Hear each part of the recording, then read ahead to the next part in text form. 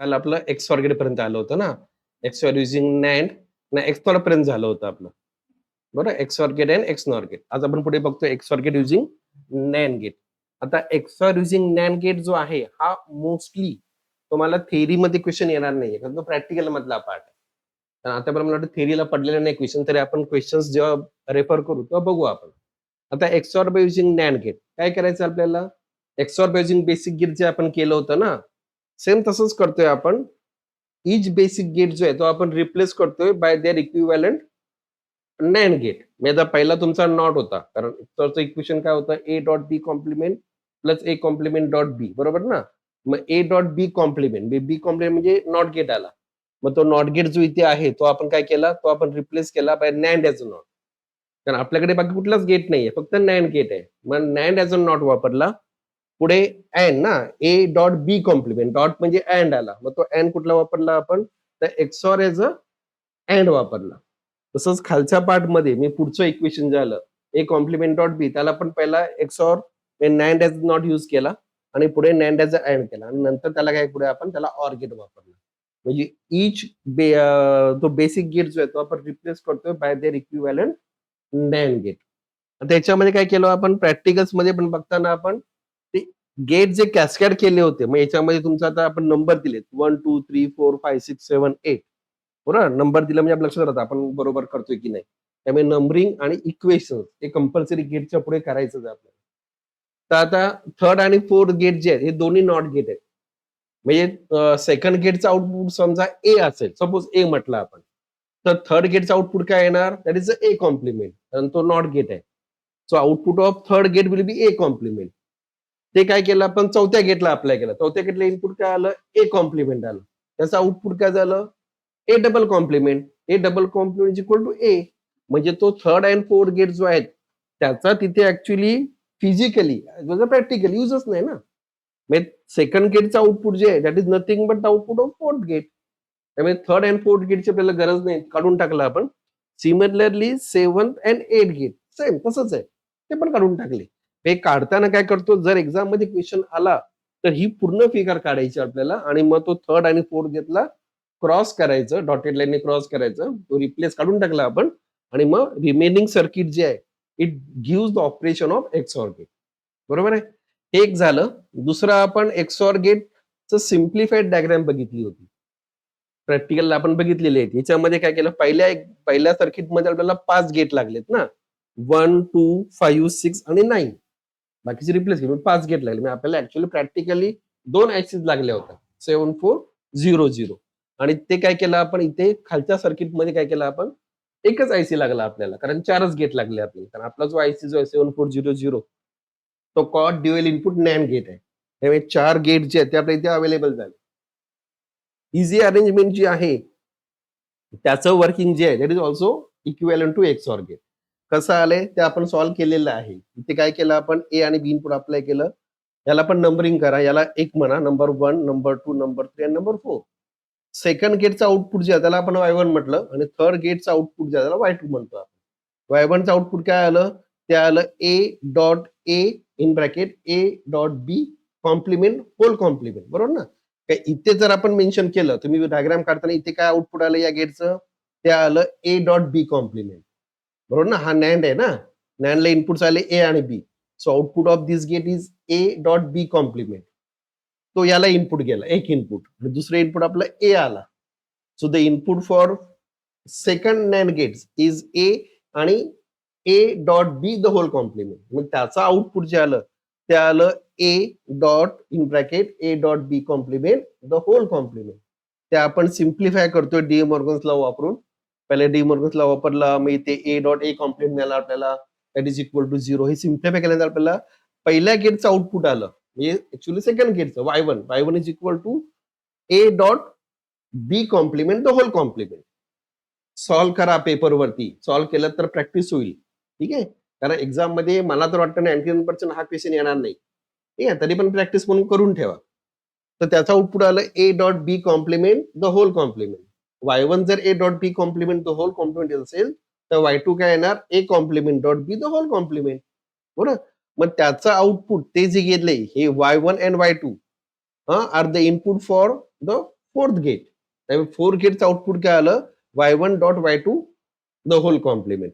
y1 substitute केलं, y2 substitute केलं, equation solve केलं आपण, आपल्याला मिळतंय a dot b complement plus a complement dot b that is XOR gate. ते इक्वेशन सिम्प्लिफाय करा. येईल ना करता, काय करून दाखवायला पाहिजे. ठीक आहे, करून दाखवायचं म्हटलं आपल्याला बोर्ड वापरायला लागेल. ठीक आहे, तुम्ही करून बघा, नाही जमलं तर आपण उद्या बघू. ठीक आहे, किंवा सर्व व्हिडिओ मला व्हॉट्सअप कॉल करा, व्हॉट्सअप कॉलवरती आपण सॉल्व्ह करून ते बघू, काही प्रॉब्लेम नाही. तर हे काय झालं, हे जे सर्किट जे आलं, it is actually equivalent circuit of XOR gate. XOR gate by using NAND gate. हा, तुम्ही या डायग्रामने काढा किंवा या डायग्रामने काढा, काही प्रॉब्लेम नाही, तसंही काढलं तरी चालणार आहे. पुढे XOR gate by using NOR gate, same तेच. Each basic gate is replace by its equivalent NOR gate. मग पहिला नॉर एज नॉट वापरला आपण, पुढे अँड ला रिप्लेस केलं by using NOR as AND, खाली पण नॉर एज अँड घेतला आणि पलीकडे नॉर एज ऑर घेतलं. मग हे सर्किट जे आलं, हे पूर्ण सर्किट तुमचं एक्सऑर गेटचं आलं. पण याच्यामध्ये काय झालंय, फर्स्ट अँड थर्ड गेट हे दोन्ही नॉट गेट एकमेकांच्या पुढे जोडलेत, कॅस्केड केलेत आपण. त्यामुळे तो तुमचा थर्ड गेटचा output is nothing but the input of first gate. त्यामुळे फर्स्ट अँड थर्ड गेटची प्रॅक्टिकली गरज नाही, म्हणून आपण काढून टाकले. परत काढताना काय करतो आपण, डायग्राम पूर्ण काढून मगच त्याला क्रॉस मार्क करतो. एक्झामिनरला डायरेक्ट नको त्याचं डोकं चालवायला. समजा लिंक नाही लागली, होऊ शकतं, असं काही नाही. ठीक आहे, एक्झामिनर पटकन लक्षात नाही आलं तर तो काय करेल, ठीक आहे जाऊ दे, चुकली डायग्राम, पुढे जाईल.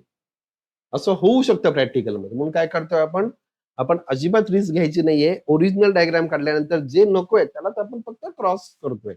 सरळ पेनाने क्रॉस करा की डॉटेड, की बाबा हे आपल्याला यूज करायचं नाही, काढून टाकलं.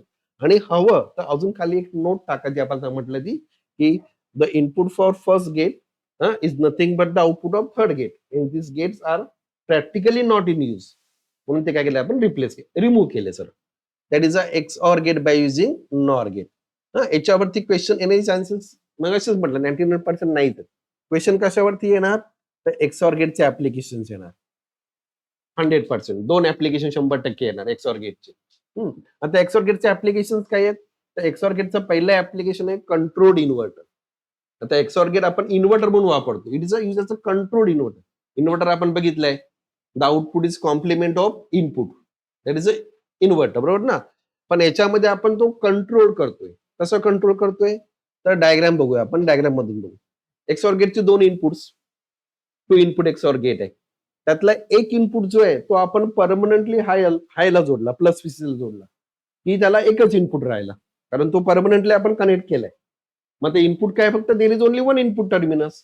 आणि नॉट गेटचं पण फंक्शन तेच आहे. नॉट गेटला पण काय केलंय आपण, not gate also has 1 input and 1 output. तसं इथे पण आपण फक्त एकच इनपुट घेतलंय. आणि आउटपुट जे आहे इट इज नाऊ कंट्रोल्ड आहे. कसं कंट्रोल केलं आपण, तर टेबल करताना आपण थोडंसं टेबल वेगळं केलंय. ते बघा, 0-0 वेन बोथ इनपुट्स आर 0-0. हे जोडण्यापूर्वीचं बघतोय आपण, एक्सऑर गेटचं वर्किंग बघतोय. When both inputs are 0-0 output is 0. When 1 input is high remaining 1 is low, output is 1. हो ना, 1 input is high remaining 1 is low. म्हणजे A1 B0 1 झाला, A0 B1 तो 1 झाला. आणि Wien both inputs are high, output परत काय झालं, 0 झालं, लो झालं. म्हणजे काय म्हटलं, when the inputs are not same output is high. आता याच्यात काय केलं आपण, बी आपण परमनंटली 1 ला जोडले. हा B0 आहे, हा 0 आहे. आउटपुट 0, इथे 0-0 आलं, 0 आलं. आता हा जो खालचा पार्ट जो आहे तो आपल्याला स्टडी करायचा आहे. बी किती आहे, 1 केलंय आपण. सेकंड इनपुट बी आपण ऑलरेडी जोडलाय प्लस VCC ला, सो बी इनपुट इज 1. ए किती अप्लाय केलंय आपण, 0, बरोबर ना. A0 झालं, B1 आहे, आउटपुट किती आलं, दॅट इज 1, बरोबर आहे. म्हणजे 0चा 1 झाला, बरोबर आहे. पुढे आता A1 अप्लाय केलं, बी काय, इट इज ऑलरेडी 1 आहे, कारण तो परमनंटली आपण हाय लॉजिकला कनेक्ट केलंय. So A is 1, B is already 1, so 1चा 0 झाला. म्हणजे हे जे आउटपुट जे आलं, इथे आपण जे बोल्ड दाखवलंय, ते आउटपुट काय झालं, it is a complement of input आलं. 0 1 1 0. ते समजा आपण हा बी इनपुट जर आपण 0 ला जोडला असेल, बी इनपुट 0 ला जोडलं तर आउटपुट काय आलं, A0 Y0 A1 Y1. त्यावेळेला आउटपुट काय झालं, it is same as input आलं. जे इनपुट दिलं तेच आउटपुटला आलं. केव्हा, जेव्हा सेकंड इनपुट जे आपण कन्सिडर करतोय, जे आपण परमनंटली लो ला जोडलं असेल, तर त्यावेळेला तो गेट काय करतो, it follows the input, it behaves like a buffer. जे इनपुटला आलं तेच आउटपुटला आलं. But Wien the second input जे आपण परमनंटली हायला जोडलं असेल, तेव्हा काय झालं, त्यावेळेला आउटपुट काय आलं, it is a complement of input आलं. बरोबर आहे. म्हणजे आपण काय केलं, in this case we are going to control the operation. Operation कसलं, इन्व्हर्टरचं, म्हणून त्याला म्हटलं आपण controlled inverter. That is a control inverter. Exam मध्ये क्वेश्चन येऊ शकतो, write note on control inverter किंवा explain the working of 4 bit control inverter. आता 4 बीट कंट्रोल इन्व्हर्टर मध्ये काय केलं आपण, 4 XOR गेट घेतले. बरोबर आहे. त्यातलं प्रत्येकाचं एक इनपुट आपण जोडलंय कुठे, कॉमन लाईनला. बरोबर आहे. एक इनपुट कॉमन लाईनला जोडलं आणि ती कॉमन लाईन जोडली आपण प्लस VC ला. So the one input of all this 4 gate is permanently connected to the high logic. त्याला आपण प्लस VC जोडलं, म्हणजे प्लस 5 व्होल्ट जोडलं, हाय लॉजिक अप्लाय केलं. And the second input of each XOR gate is connected to the input logic. The input logics are A0, A1, A2 and A3. आणि तो B0, B1, B2 काय झाला, तो permanently जोडला आपण हायला, permanently जोडला आपण हाय लॉजिकला. बरोबर आहे. आता काय झालं, जेव्हा एक इनपुट परमनंटली हायला जोडतो, तेव्हा काय झालं, तो कंट्रोल इन्व्हर्टर झाला. So now XOR gate work as a control inverter. XOR gate is work as a control inverter. आणि मग आता हे करताना काय केलं, आपण एक्झाम्पल दिलं. ऍक्च्युली पहिलं मेन्शन केलं, आउटपुट इथे मेन्शन झालं, A0 complement, A1 complement, A2 complement, A3 complement. Okay, ते आपण तिथे मेन्शन केलं. आणि पुढे आता एक्झाम मध्ये 3 मार्काला क्वेश्चन तुम्हाला येणार आहे, 4 बीट कंट्रोल इन्व्हर्टर. बरोबर ना. डायग्राम काढली, 1 मार्क्स आला. एक्सप्लेनेशन आलं, त्याचं 1 मार्क्स दिलं. बरोबर ना. आता एक्सप्लेनेशन मध्ये नुसतं एवढं लिहून चाललं नाही, वरचं मेन्शन करावं लागेल. When one input is connected to the high logics, हे आपण जे वरती जे मेन्शन केलंय XOR गेट मधलं, हे एवढं तरी आपल्याला मेन्शन करायला पाहिजे. ठीक आहे, पहिला पॅरेग्राफ. आणि मग आपण पुढचा पार्ट मेन्शन करतोय आणि विथ एक्झाम्पल करायचं. कुठलाही नंबर घ्या एक्झाम्पलला, हाच नंबर घ्या. किती घेतला आपण, if the inputs are 1010, output किती आलं, A3, A2, A1 कॉम्प्लिमेंट, सगळे कॉम्प्लिमेंट इज इक्वल टू 0101. हे एवढं आलं की तुमचे 3 मार्काला क्वेश्चन येईल, 3 मार्क्स तुम्हाला मिळणार आहेत. तर डायग्राम तुमची प्रॉपर आणि हे करून, आणि याच्यामध्ये तुम्हाला डायग्राम्स काही पुढच्या क्वेश्चनला 2-2, 3-3 वेळा सेम डायग्राम काढायची. बघू आपण कसं काय पुढे करायचंय. त्याला म्हटलं आपण कंट्रोल इन्व्हर्टर XOR गेट याचं कंट्रोल वन ऍप्लिकेशन. एक्झाम मध्ये तुम्हाला लिस्ट पण येते आणि एक्सप्लेन एनीवन, कुठला हवा तो एक्सप्लेन करा, तुम्हाला सोपं वाटेल, असं काही नाही. पॉइंट्स आन्सर मध्ये कळेल ना, नंतर आपण क्वेश्चन आन्सर बघू तेव्हा. याच्यामध्ये ऍक्च्युली काय करतो आपण, हा XOR गेटचा वरचा पॅरा आहे ना, तो मेन्शन करायचा कंट्रोल इन्व्हर्टरचा. हा खाली जे आहे ना, हे आपलं काय झालं, हे नुसतं कंट्रोल इन्व्हर्टर विचारलं, हे लिहिलं तरी चालणार आहे, नाही म्हणत नाही मी, हे पण लिहिलं तर, पण तेवढा वेळ जातोय ना आपला. ठीक आहे, आपल्याला मेन काय, टू द पॉइंट जायचंय. टू द पॉइंट मध्ये हा XOR गेट आपण म्हटलं, XOR gate is control inverter, in this case one input of XOR is connected to, सगळं आलं त्याच्यामध्ये मेन्शन झालंच ते. इथे खालच्या पॅराग्राफ मध्ये आपण single one input XOR gate mention करतोय. आपल्याला 4 बीट करायचंय ना, इथे आपण 4 बीट म्हटलंच आहे. डायग्राम आला, तो एक्सप्लेनेशन आला आणि खाली एक्झाम्पल घेतलं, you will get full marks.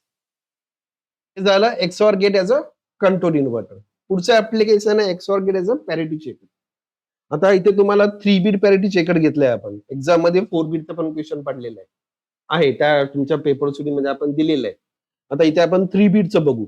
एकदाच पडलंय तो 4 बीट पॅरिटी चेकर, मोस्टली 3 बीटचाच पडतो. आता पॅरिटी म्हणजे काय, तर parity is a word related with the number of once.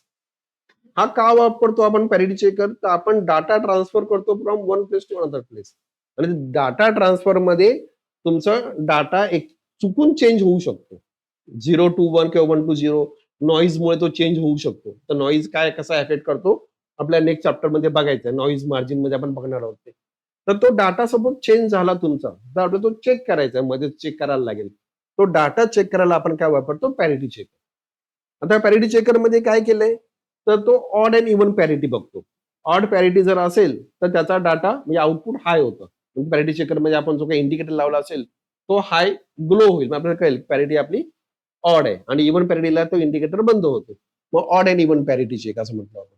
इथे म्हटलं if number of one is even, the parity is even and output becomes low. आणि पॅरिटी जर 1 असेल, ऑड असेल, if parity number contains odd number of 1, parity चेकरचं output तुमचं high होतं. ठीक आहे. आता 3 bit parity checker A, B, C. आता आपण 3 बिट एक्सऑर गेट नाही वापरलेला इथे, आपण 2 बिट एक्सऑर गेट वापरलंय. 3 बिट एक्सऑर गेट वापरला तरी चालला असता. पण आपण वापरत नाही, आपण 2 बिट वापरतो. मग 2 बिट एक्सऑर गेट, पहिल्या एक्सऑरला इनपुट आले ए आणि बी. त्याचं आउटपुट इथे मेन्शन करा, आपण केलं नाहीये. ते आलं A XOR B. A dot B complement लिहायची गरज नाही. ए एक्सऑर बी लिहिलं ते चालेल, म्हणजे प्लस आणि सर्कल त्याच्यामध्ये. A XOR B. पुढचं सी इनपुट आलं पुढच्या गेटला. Output of third gate, second gate is A XOR B XOR C. बरोबर आहे. आता वर्किंग कसं आलं, when all inputs are low, 0 0 0.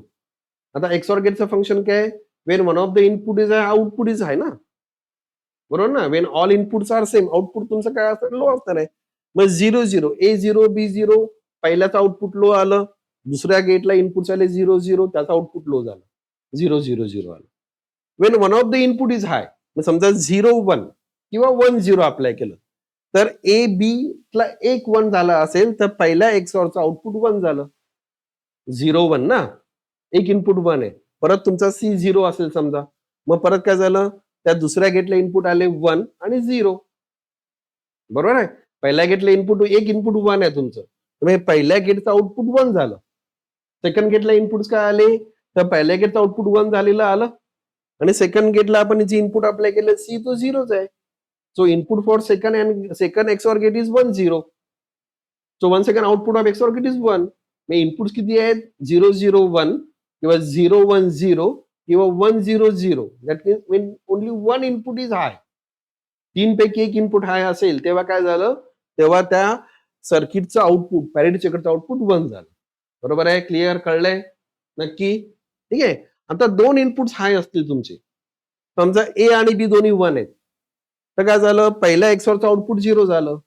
C 0च आहे, त्याचं आउटपुट, त्याचं मी सेकंड गेटला इनपुट आले 0 0, आउटपुट 0 आलं. मग कुठलेही 2 इनपुट 1 असतील, तर आउटपुट काय आलं तुमचं 0 येणार आहे. समजा ए 0 बी 1 आणि सी 1 आहे, तर ए आणि बी 0 1 आहे, पहिल्या एक्सऑरचं आउटपुट 1 झालं 0 1 मुळे. सेकंड एक्सऑर इनपुट आलं 1 1, कारण सी 1 आहे ना. आता त्यामुळे सेकंड एक्सऑरचं आउटपुट 0 झालं, कारण बोथ इनपुट्स आर हाय. त्यामुळे काय म्हटलं आपण, when when 2 inputs are high, the output of parity checker is low. आता when 3 inputs are high, A आणि बी चं आउटपुट 1 0 झालं, कारण 1 1 0. सेकंड एक्सऑरला इनपुट्स आले 0 1, ऑड आलं ते 0 1, आउटपुट किती होणार, 1. So output becomes 1. म्हणजे ऑड नंबर जेव्हा असेल तेव्हा आउटपुट 1 असेल, आणि इव्हन नंबरला आउटपुट 0 असेल. 4 बिट असेल तेव्हा सेम, फक्त तुमचं टेबल थोडंसं मोठं होईल आणि ह्या कंडिशन एक्सप्लेन करायचे. Wien 4 inputs are high, output low आलं परत त्याच्यामध्ये, तो एक तुमचा पॅरा त्याच्यामध्ये ऍड होणार. ठीक आहे, कळलंय. Parity checker. आता एक्सऑर गेटचे अरिथमेटिक ऍप्लिकेशन. आता एक्झाम मध्ये असा वेगळा क्वेश्चन येऊ शकतो, परत माझा 6 प्रमाणे असा येणार नाही. वेगळा क्वेश्चन म्हणजे कसा, explain the arithmetic application of XOR gate, असा क्वेश्चन येऊ शकतो. पण सॉरी, म्हणजे माझा सेन्स सांगतो की नाही येणार असं. ठीक आहे. आणि तसा क्वेश्चन आला आणि तुम्ही जर पॅरिटी चेकर मेन्शन केलं, 0 मार्क्स, कारण तो अरिथमेटिक ऍप्लिकेशन नाही ना, किंवा कंट्रोल इन्व्हर्टर अरिथमेटिक ऍप्लिकेशन नाहीये, एक्सऑर गेटचं ऍप्लिकेशन आहे. मग अरिथमेटिक ऍप्लिकेशन म्हणजे कुठले, जे आपण मॅथमॅटिकल ऍप्लिकेशन जे आहेत, अरिथमेटिक ऍप्लिकेशन म्हणजे ऍडिशन, सबट्रॅक्शन, हे आपल्याला त्यात मेन्शन करायचे. मग त्याच्यामध्ये कुठले कुठले ऍप्लिकेशन आहेत, half adder, full adder, 4 bit adder, 4 bit adder subtractor आणि 4 बिट सबट्रॅक्टर, 5 ऍप्लिकेशन. बरोबर आहे, अरिथमेटिक ऍप्लिकेशन. मग त्यावर तुम्हाला या 5 पैकी एक एक्सप्लेन करायचं आहे. लिस्ट 5 ची करायची आहे. वरचे लिहिलेत की मार्क्स गेले, त्यामुळे थोडंसं डोकं शांत ठेवून पेपर सोडवायचा आहे. पेपर सोडवताना काय करायचं असतं, अगोदर मी ऍक्च्युली 10च्या मुलांना थोडंसं मागच्या वेळेला गेलेलो शाळांमध्ये गाईड करायला, तर सांगितलं त्यांना, ते तुम्हाला पण सांगतो. पेपर हातात मिळाला, आन्सर पेपर, एक 5 मिनिटं थोडंसं श्वासावरती कंट्रोल करायचं. श्वास घ्यायचा आतमध्ये दीर्घ, 2 मिनिटं थांबायचं आणि श्वास सोडायचा. त्याच्यामुळे काय होतं, आता ब्रेनचे न्यूरॉन्स ऍक्टिव्ह होतात, आणि हे सायंटिफिकली प्रूव्हन आहे. ठीक आहे. त्यामुळे काहीतरी मी बोलतोय आणि ते रेकॉर्ड होतंय, त्यामुळे काय बाबा सर काहीतरी तुम्ही सांगताय ते सायंटिफिकली प्रूव्हन आहे, त्याशिवाय मी बोलणार नाही. ठीक आहे ना. तर उद्या मला लोक येतील, हा असं कसं झालं, असं कसं. ठीक आहे. हा, तर मग ते चुकायला नको म्हणून लक्षात ठेवा काय करायचं ते. ओके. तर एक्सऑर गेटचे अरिथमेटिक ऍप्लिकेशन, त्यातला पहिला ऍप्लिकेशन आहे हाफ ऍडर. हाफ ऍडर म्हणजे काय, तर 2 बिट ऍडिशन जर करायचं असेल, the circuit which is use for the addition of 2 bit is known as a half adder. Definition विचारलंय काय क्वेश्चन मध्ये, एका पेपर मध्ये आहे, डिफाईन हाफ ऍडर. नुसतंच त्यांनी म्हटलंय define half adder, full adder, draw the circuit diagram. Explanation नाही विचारलंय. आहे पेपरमध्ये, कळेल तुम्हाला आपण जो पेपर्स बघू तेव्हा. मग जर तुम्हाला एक्सप्लेनेशन विचारलंच नाही, फक्त define half adder, define full adder and draw the diagram, explanation करायची गरजच नाहीये. तरी सेफर साईडला त्याची टेबल करा. एक्सप्लेनेशन नाही विचारलं करायचं नाही.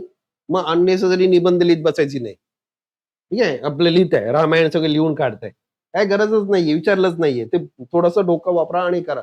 मग काय होतंय, पेपर पूर्ण होत नाही. तसं नको व्हायला. त्यामुळे बघा, तर हाफ ऍडरची डेफिनेशन काय आली, the circuit which is use for the addition of 2 bit number is known as a half adder. आता हाफ ऍडरचं इक्वेशन काय आलं, ऍडिशन करतो म्हणजे त्याच्यामध्ये सम आणि कॅरी.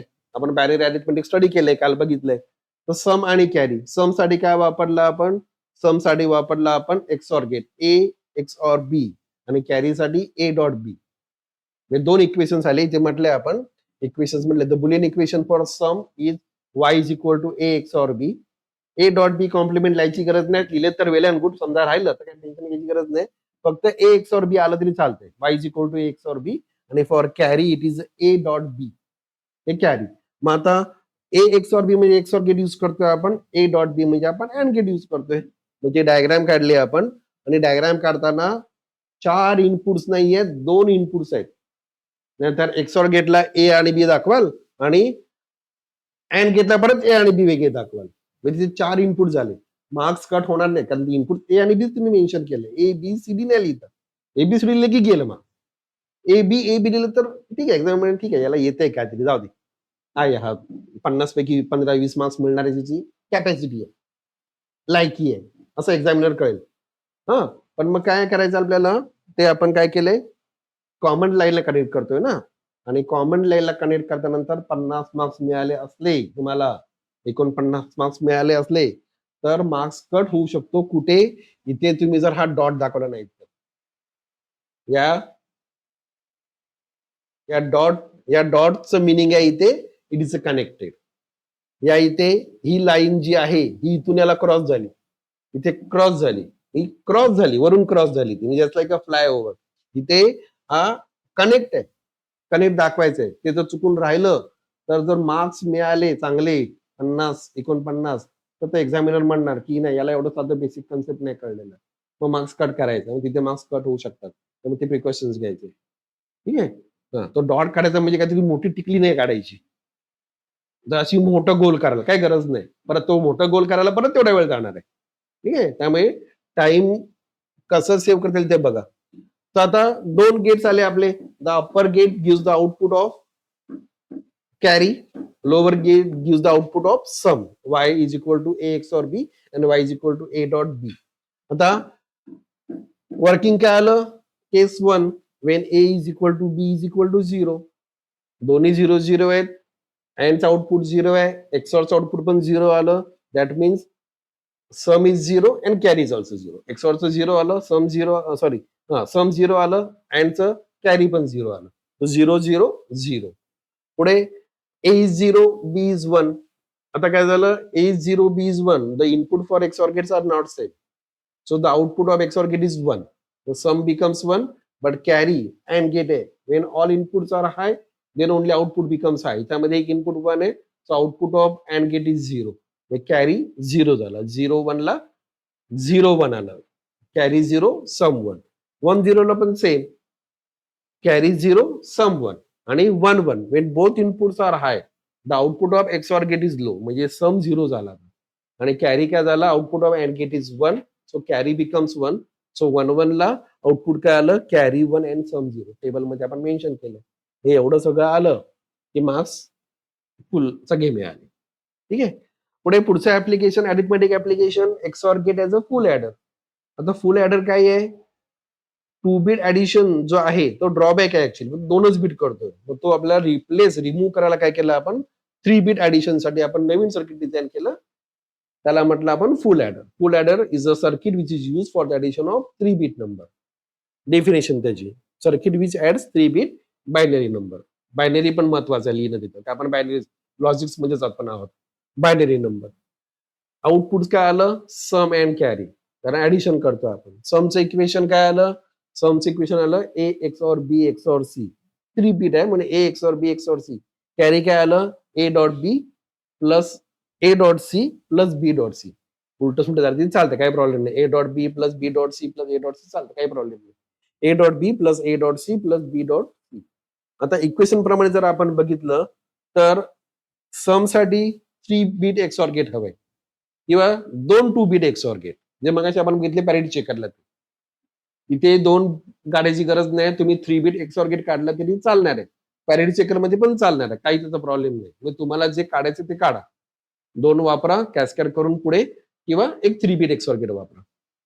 कॅरीसाठी काय आलं, ए डॉट बी म्हणजे एक नॅन्ड गेट, सॉरी एक अँड गेट आला, डॉट आला म्हणजे प्लस म्हणजे ऑर आला, परत पुढे ए डॉट सी म्हणजे परत पुढे एक अँड आला, प्लस म्हणजे ऑर आला म्हणजे ऑर मध्ये 2 इनपुट्स आले ते.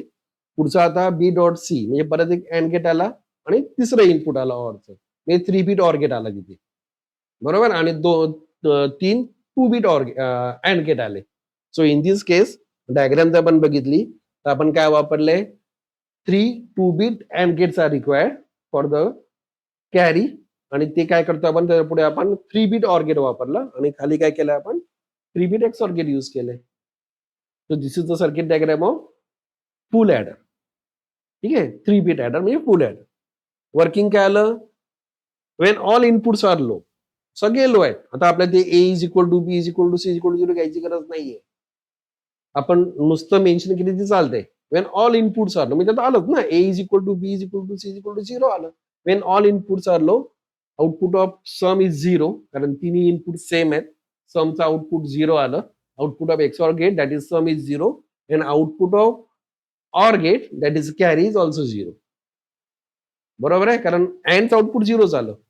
Wien 2 inputs are low 1 input is high, एक इनपुट आहे आणि 2 इनपुट लो झाले. आता काय होणार आहे, when 1 input is high and 2 inputs are low, output of sum, that is output of XOR is 1.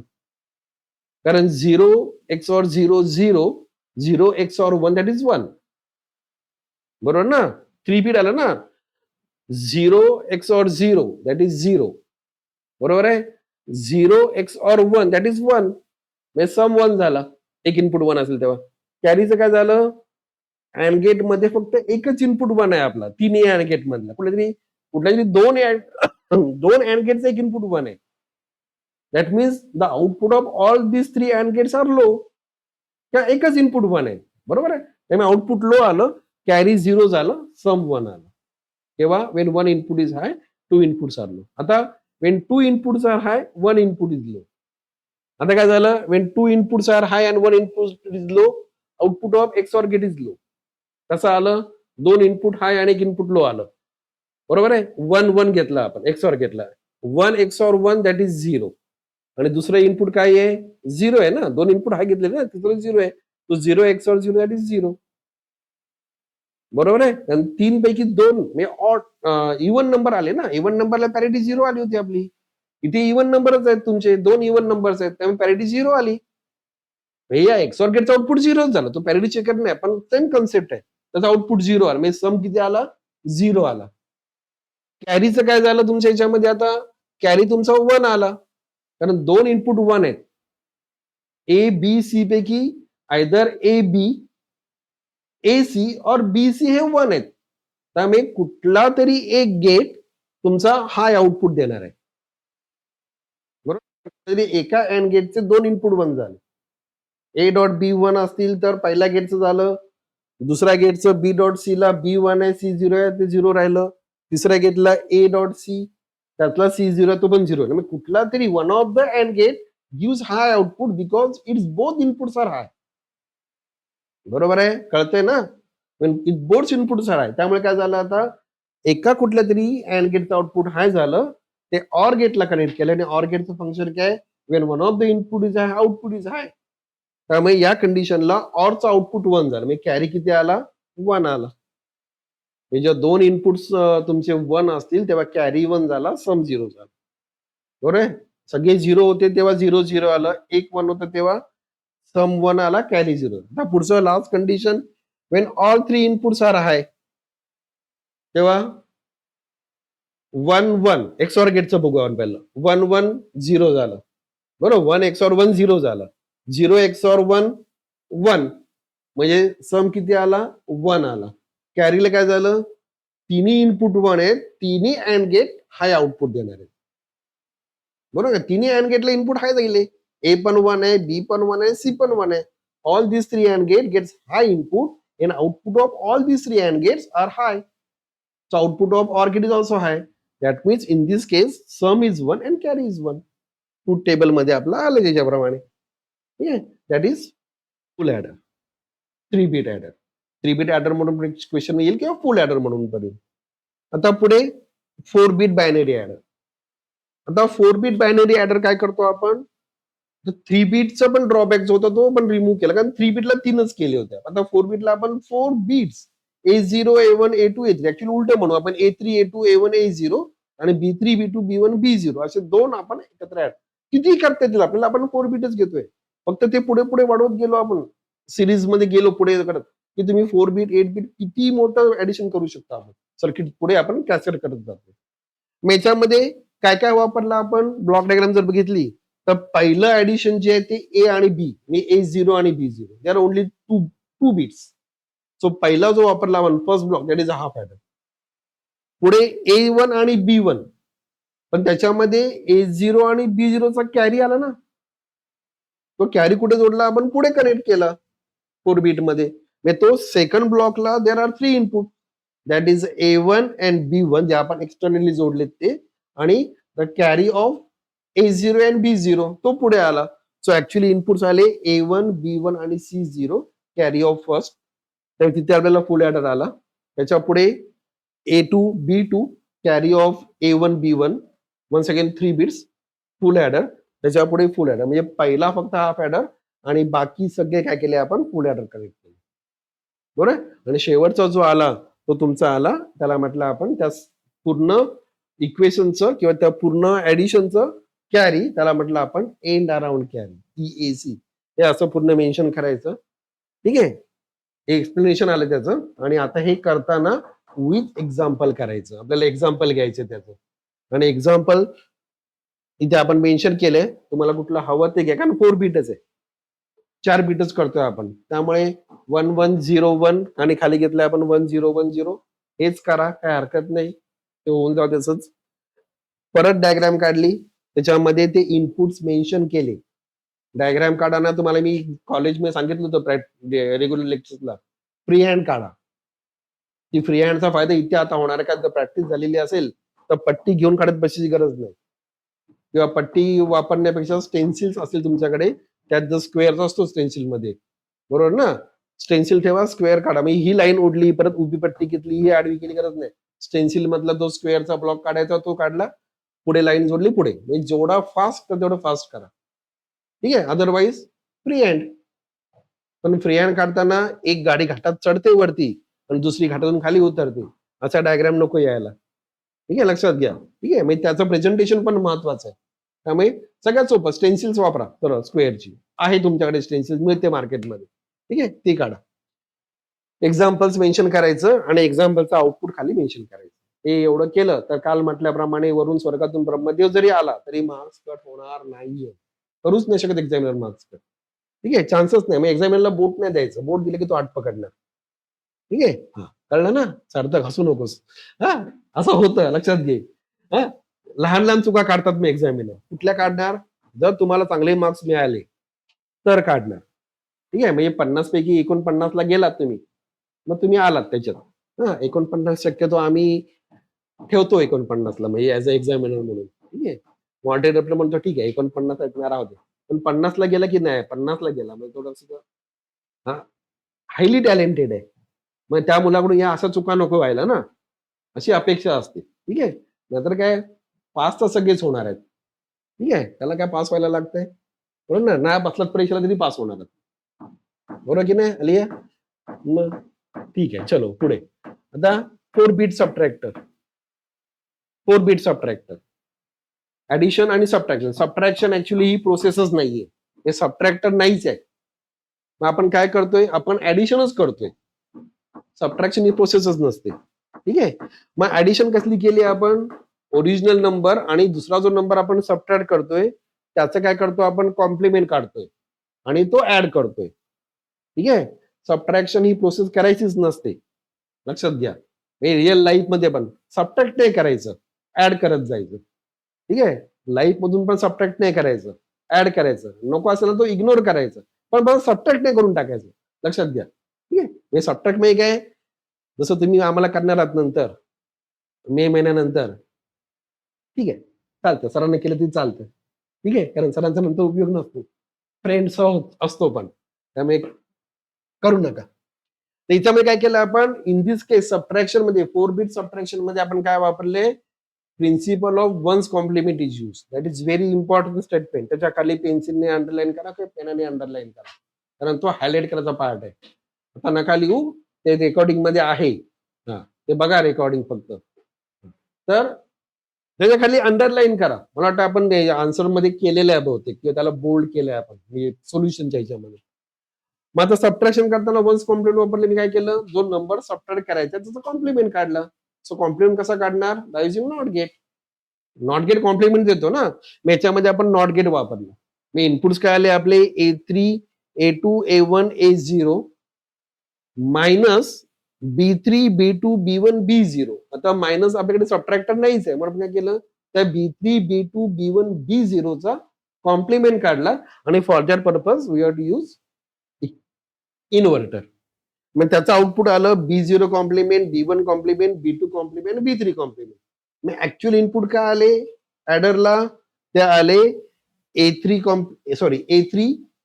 B3 complement, A2 B2 complement, A1 B1 complement, A0 and B0.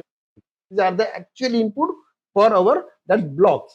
Blocks म्हणजे काय? Adder. Adder आपल्याकडे subtractor नाही, आपण adder वापरला. आणि आपण principal कुठलं वापरलं? वन्स कॉम्प्लिमेंटचं. त्या वन्स कॉम्प्लिमेंटला काय केलं आपण? एंड अराउंड खाली आपण काल बघितलं, त्याला आपण गोल केलं किंवा अंडरलाईन केलं आणि खाली ऍरो काढून तो वन शेवटच्या बिट मध्ये ऍड केला. तो वन जो आहे म्हणजे एंड अराउंड कॅरी जो आहे तो आपल्याला लास्ट बिट मध्ये ऍड करायचा. मग आता लास्ट बिटला इनपुट किती आले? A0 B0 कॉम्प्लिमेंट आणि एंड अराउंड कॅरी. हे मगाशी जो हाफ ऍडर होता तो चालणार नाही. आता 3 इनपुट्स आले.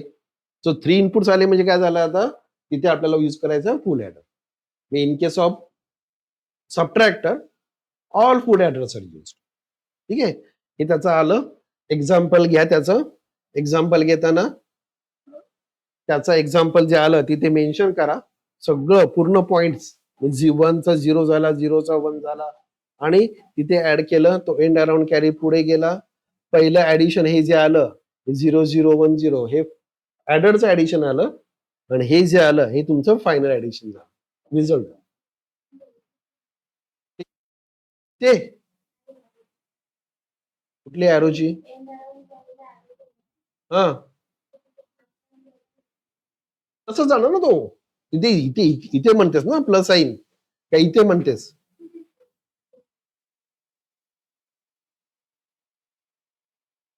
एक्झाम्पल मध्ये ना. तिथे कुठे? इथे इथे ना. तो ऍक्च्युअली आपण ऍड केलाच ना खाली. तो खाली कशासाठी गेला? ऍडिशनलाच गेला. इथे इथे आपल्याला ऍडिशनची सिम्बॉल द्यायची गरज नाही, कारण तो खाली ऍड करायलाच दिला तरी चालणार, नाही दिला तरी काही प्रॉब्लेम नाही. पण ते तसं दाखवा, तसं प्रॉपर मेन्शन करा बाबा हा इकडे गेला. ठीक आहे. एक्झाम्पल आलं त्याचं, you will get full marks. ठीक आहे. 4 bit subtractor, sorry 4 bit adder subtractor. आपण सबट्रॅक्टर बघितलं, आता ऍडर सबट्रॅक्टर. आता ऍडर सबट्रॅक्टरचा ऍडव्हान्टेज काय आहे? तर सबट्रॅक्टरचं ड्रॉबॅक काय? तर सबट्रॅक्टरला वेगळं सर्किट लागलं, सबट्रॅक्शन करायचं असेल तर ऍडिशनला वेगळं सर्किट लागलं. म्हणजे मोर number of hardware is use for the arithmetic purpose. मग ते काय केलं? तो ड्रॉबॅक आपण रिमूव्ह केला by using adder subtract. Same circuit can be use as a adder and subtract. ते कसं पॉसिबल झालं? तर इन्व्हर्जन करताना आपण कंट्रोल इन्व्हर्टर वापरला. कंट्रोल इनव्हर्टरचं फंक्शन मगाशी बघितलं आपण. वेन द कॉमन इनपुट जो आपण प्लसला जोडला होता म्हणजे कॉमन केला होता, तो जर लो ला जोडला असेल तर आउटपुट काय आलं, सेम एज इनपुट आलं होतं. आणि when that common input is connected to the high logic, then output is complement of input. The same logic is use in adder subtract. याच्यामध्ये आपण एक्सऑर गेट घेतला कंट्रोल इन्व्हर्टर म्हणून, त्याचे एक input common लाईनला जोडले आणि त्याला आपण नाव दिलं सब. सब म्हणजे सबट्रॅक्शन. त्याला आपण पलीकडे लॉजिक इनपुट दाखवले प्लस पीसीसी आणि झिरो. झिरोला केव्हा जोडणार, Wien this circuit is use for the addition purpose. 4 bit addition करणार असो तेव्हा तो झिरोला आला. तेव्हा काय झालं, तुमचं जे इनपुट सेकंड इनपुट जे होतं B0 B1 B2 B3 हे ऍज इट इज खाली पास झालं, दाखवले B0 B1 B2 B3 mention केले, ते तसंच खाली गेलं. ठीक आहे. आणि मग काय केलं, त्या सर्किटने ऍडिशन केलं. ठीक आहे. त्या सर्किटने रेग्युलर त्याचं ऍडिशन केलं, कारण त्याला इनपुट अप्लाय केलं A0 B0 A1 B1 A2 B2 A3 B3 addition केलं, सगळं झालं. एंड अराउंड कॅरी आला, मेन्शन केला. आता आपल्याला सबट्रॅक्शन करायचंय. सबट्रॅक्शन करताना आपल्याला कॉम्प्लिमेंट घ्यायचंय. हे आपण काय करतो आता, A3 A2 A1 A0 minus B3 B2 B1 B0 करतो. सबट्रॅक्शन करतोय आपण. आता सबट्रॅक्शन करताना काय केलं, तो जो B3 B2 B1 B0 आपल्याकडे त्याचा आपण कॉम्प्लिमेंट घ्यायचंय. त्यावेळेला तो सब इनपुट जो तो जोडला प्लस पीसीला. डायग्राम 2 वेळा आली. ऍडिशनला डायग्रामला तो झिरोला जोडला. आता सबट्रॅक्शन करताना तो 1 ला जोडला. ठीक आहे. म्हणजे सिली मिस्टेक होऊ शकते, लक्षात घ्या. सबट्रॅक्ट करताना तो 1 ला गेला. मग आता काय झालं, तो एक्सऑर गेट आता वर्क होतो as a controlled invert. So output of XOR gate is now B0 complement, B1 complement, B2 and B3 complement. बरोबर आहे. मग इन्व्हर्जन मिळालं त्याचं. सर्किटने काय केलं, निगेटिव्ह नंबर ऍड केला, हे सबट्रॅक्शन केलं. पण सबट्रॅक्शन करताना इथे काय वापरलं आपण, एंड अराउंड कॅरी आपण ऍड नाही करत आहोत पाठीमागे, कारण तो ऍडर म्हणून वापरायचा ना. मग ऍडरला पण तो एंड अराउंड कॅरी ऍड होणार लास्ट बीट मध्ये, मग करून चालणार नाही. म्हणून त्या शेवटचा जो आहे, म्हणजे पहिला जो ब्लॉक जो होता तो पण तुमचा फुल ऍडर आहे, कारण त्याच्यामध्ये काय केलंय आपण, जे सब इनपुट जे होतं ते आपण इथे जोडलंय. ऍडिशनच्या वेळेला तो झिरो होता, त्यामुळे काही इफेक्ट नाही झाला याचा. पण जेव्हा सबट्रॅक्शन करतोय तेव्हा हा 1 जो आहे, हा लॉजिक, तो इथे फुल ऍडर मध्ये ऍड झाला. ते काय झालं, त्या सबट्रॅक्शन करताना शेवटचा जो नंबर होता त्याच्यामध्ये 1 ऍड करतोय आपण. म्हणजे कुठली मेथड वापरली, टूज कॉम्प्लिमेंट. टूज कॉम्प्लिमेंट मध्ये आपण इन्व्हर्जन घेतलं नंबरचं, त्यामध्ये 1 ऍड केला होता. याच्यामध्ये पण तुमचा त्या B0 कॉम्प्लिमेंट जो आला त्या ब्लॉक मध्ये आपण 1 ऍड करतोय. म्हणजे in this case the principle of two's complement, the two's complement is used. हे त्यात मेन्शन व्हायला पाहिजे, अंडरलाईन व्हायला पाहिजे त्याची. ती अंडरलाईन एक्झामिनर बघितली, एक्झामिनर तुम्ही काय निबंध लिहिलाय नाही वाचत. एक्झामिनर काय बघतोय, डायग्राम आली, एक्झाम्पल आलं, मेन पॉइंट हायलाइट केला, फिनिश्ड. एक्झामिनरला सगळं पूर्ण वाक्य वाक्य स्पेलिंग आणि ग्रामॅटिकल वाचायला वेळ नसतो. एक्झामिनर कन्सेप्ट बघतो. त्यामुळे कन्सेप्ट क्लिअर होणं दॅट इज व्हेरी इम्पॉर्टंट. याप्रमाणे गेलात की या चॅप्टरचे 15 मार्क्स आहेत ते मिळाले, इथे संपलं. आता इक्वेशन्स, 2 इक्वेशन्स प्रूव्ह दॅट किंवा सिम्प्लिफाईड किंवा लॉजिक डायग्राम प्रमाणे 100% त्यातला एक क्वेश्चन येणार आहे. 2 इक्वेशन सॉल्व्ह करायला येतील किंवा डायग्राम दिलेली असेल, तुम्हाला लॉजिक डिझाईन करायचंय इथे दाखवल्याप्रमाणे,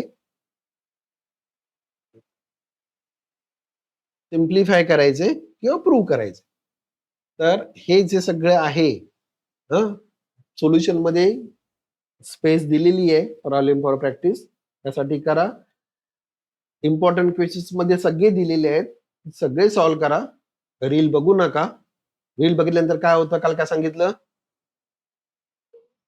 एक रील बघितला, एक जीपीडीवरून डाउनलोड केलं तर 1 लिटर पाणी लागतं, 2 लिटर लागतं, 2 लिटर पाणी लागतं. तुम्हाला नाही लागत. नंतर रील बघता बघता तहान लागते, मग पाणी लागतं. तर 2 लिटर पाणी जर आपण पिऊ शकत नाही एका वेळेला, पिऊ शकतो का सार्थक? नाही ना, नाही पिऊ शकत. 2 लिटर नाही पिऊ शकत. अर्धा पाऊण लिटर पिऊ शकतो आपण गट गट गट, 2 लिटर नाही.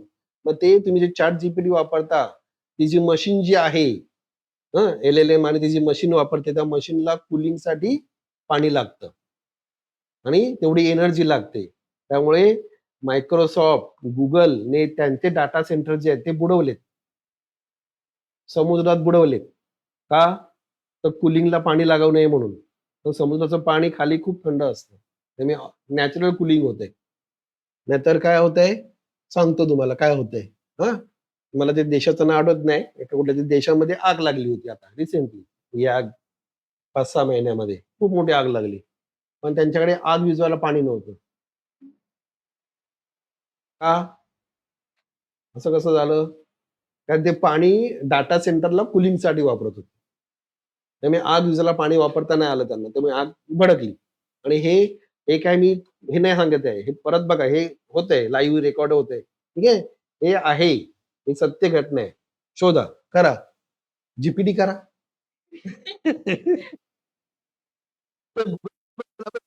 म्हणतो ना, प्रत्येकाने करू नका. मग 20 लिटर पाणी लागेल. तुम्ही 10 जण आहात म्हणजे. बरोबर आहे. म्हणजे कोणीतरी एकाने करा आणि मग परत शेअर करू नका. कारण शेअर केली की परत तो डाटा यूज केला गेला. डाटा शेअर केला की परत सेम. ठीक आहे. त्यामुळे शेअर करू नका. डाटा शेअर करू नका. फक्त काय करा, ओरली सांगा.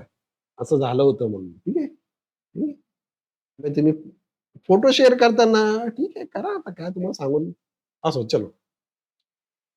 आणि मग याच्याकडे येऊ, क्वेशन्सकडे येऊ. ठीक आहे. ऑब्झर्व्हिकेशन्स 25-30 असतील, जास्त आहेत. 37 आहेत. हे 18 पर्यंतचे आहेत. त्याच्या पुढचे म्हणजे हेच बहुतेक रिपीट होतात किंवा तुम्ही थेअरी जी तुम्हाला सांगितली ती वाचली तरी पण होणार आहेत. ठीक आहे. तुम्हाला हवं असेल तर ते पेपर्स पण आणि ऍक्च्युअली तुम्हाला ऑब्जेक्टिव्ह दिले नाहीत त्या इम्पॉर्टन्स क्वेश्चनमध्ये. पेपरचे तुम्हाला पीडीएफ पाठवतो. जे माझ्याकडे अवेलेबल आहे त्या पेपरची पीडीएफ पाठवतो. तर तुम्हाला ऑब्जेक्टिव्ह पण बघता येतील. ठीक आहे. आज आज पाठवतो. स्कॅन करून पाठवतो. हे बघा त्यातले. एवढे ऑब्जेक्टिव्ह जरी केलेत तरी भरपूर झाले. ठीक आहे. कारण हे रिपीट होऊ शकतात. याच्यापेक्षा वेगळं अजून काही वेगळं पडण्याचे चान्सेस नाहीयेत. ठीक आहे. तर हे आपण काल बघितलं होतं ना? क्वेशन्स बघितले होते काल ना आपण काही? कोण आहे?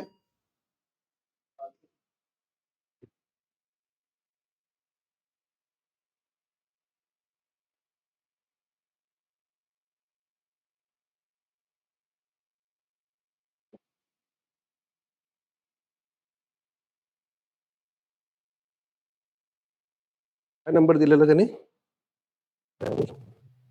कशाला आला होता? अरे,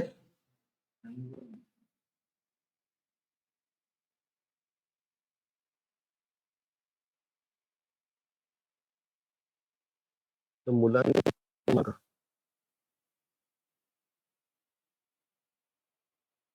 फोन करून नोट माग.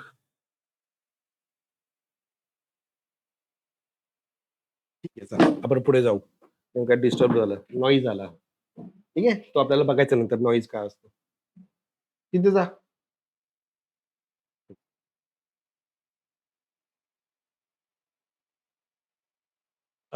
क्वेश्चन्स बघू. आता काल आपण म्हटलं होतं लॉजिकचं क्वेश्चन्स. एकदाच पडलेलं आहे पॉझिटिव्ह निगेटिव्ह लॉजिक. तुम्हाला म्हटलेलं आहे तो करायचा आहे आपल्याला. हे सगळे मेन्शन करा. झिरो लॉजिक्स म्हणजे पॉझिटिव्ह लॉजिक्स मध्ये काय आलं सगळं ते मेन्शन होईल. इम्पॉर्टंट क्वेश्चन्स फक्त बघू आपण. Basic gate and their symbols हा क्वेश्चन तुम्हाला एक्झाम मध्ये येऊ शकतो. आता हा क्वेश्चन 3 मार्काला आलाय. तर 3 मार्काला प्रत्येक गेटचे 3 पॉइंट्स आहेत ना. काल म्हटलेलं आपण डेफिनेशन लिहायची आहे, इक्वेशन लिहायचंय, सिम्बॉल लिहायचे आणि ट्रूथ टेबल म्हणजे 4 पॉइंट्स आले. आणि एकच मार्क्स आहे त्याला. बरोबर ना? म्हणजे ऍक्च्युअली 3 मार्क्स आले, 3 गेटला 3 मार्क्स आले. बरोबर? 4 मार्काला क्वेश्चन हा 3 मार्काचा क्वेश्चन येणार आहे. आणि आपण 4 पॉइंट प्रत्येक गेटचे लिहितोय. बरोबर? म्हणजे आपण काय म्हणूया प्रत्येक पॉइंटला 1/4 मार्क्स. हाफ नाही 1/4 मार्क्स. 1/4 मार्क्स नसतो, हाफ मार्क्स असतो. ठीक आहे? म्हणजे तुम्ही डेफिनेशन लिहिली तरी अर्धा मार्क्स द्यायला पाहिजे. सिम्बॉल काढले तरी अर्धा मार्क्स द्यायला पाहिजे. इक्वेशन लिहिलं तरी अर्धा मार्क्स द्यायला पाहिजे आणि ट्रूथ टेबलला पण अर्धा मार्क्स दिला पाहिजे. पण अशी मेहरबानी नको आपल्याला. आपल्याला आपल्या हिमतीवर मार्क्स मिळवले. चारही पॉईंट मेन्शन करायचे. अँड गेटचं डेफिनेशन आलं, अँड गेटचं इक्वेशन आलं. व्हॉट्सअप कॉल कर. ठीक आहे. इक्वेशन आलं त्याचं त्याचं सिम्बॉल आलं, ट्रूथ टेबल आलं. चारही पॉइंट मेन्शन करायचे. ठीक आहे. अँड गेटचं तसंच ऑर गेटचं हे आता एक्सप्लेन करायला नको ना, ऑलरेडी झालंय आपलं. फक्त काय करायचं ते सांगूया आपण. ठीक आहे. ऑर गेटचं पण तसंच, नॉट गेटचं पण. म्हणजे प्रत्येक गेटचे 4 पॉइंट्स आहेत. ते चारीचे चारही पॉइंट तुम्हाला मेन्शन करायचे. Okay. State and prove D Morgan's theorem. काल म्हटलं होतं किती पर्सेंट आहे येण्याचे चान्सेस? 1000%. 99.99% नाही, 1000%. येणारच, येणारच. आणि तो काय व्हायला पाहिजे? सकाळी आईने उठवलं, तो डी मॉर्गनला लगेच सांगता आलं पाहिजे उठल्याबरोबर. आईने फोन केला पाहिजे, "अहो सर, ही काहीतरी भलतंच बडबडते. काहीतरी ते AND gate is equal to NAND gate, NOR gate वगैरे असं." अशी कंडिशन व्हायला पाहिजे. ठीक आहे. म्हणजे असं झोकून देता आलं पाहिजे. इक्वेशन्स आपण माहिती आहे काय आलं, सॉरी डेफिनेशन माहिती आहे. Complement of sum is equal to product of complement. त्यानंतर त्याचं इक्वेशन आलं A dot B complement is equal to A. हे सगळं प्रॉपर मेन्शन करून प्रूफ मेन्शन करायचंय. सगळ्या केसेस मेन्शन करायच्यात. त्याच्यानंतर त्याचे डायग्राम ड्रॉ करायचे, सिम्बॉलिक डायग्राम. त्याचं ट्रूथ टेबल ड्रॉ करायचं, प्लॉट करायचं. First theorem, second theorem. Okay. Important, very very important question. त्यानंतर एक्सॉर गेट, तो पण इम्पॉर्टंट क्वेश्चन आहे. Define XOR gate, draw the XOR gate by using basic gate. क्वेश्चनचा pattern बदलेल. Construct XOR gate by using basic gate म्हटलंय, पुढे explain XOR gate, how it is construct by using basic gate. Pattern जरी wording बदललं तरी answer तेच आहे. XOR gate using basic gates. ठीक आहे. असंच त्याचं सगळं आहे ते पूर्ण. त्याच्यामध्ये काय झालं? तो काय कसं देणार आहे?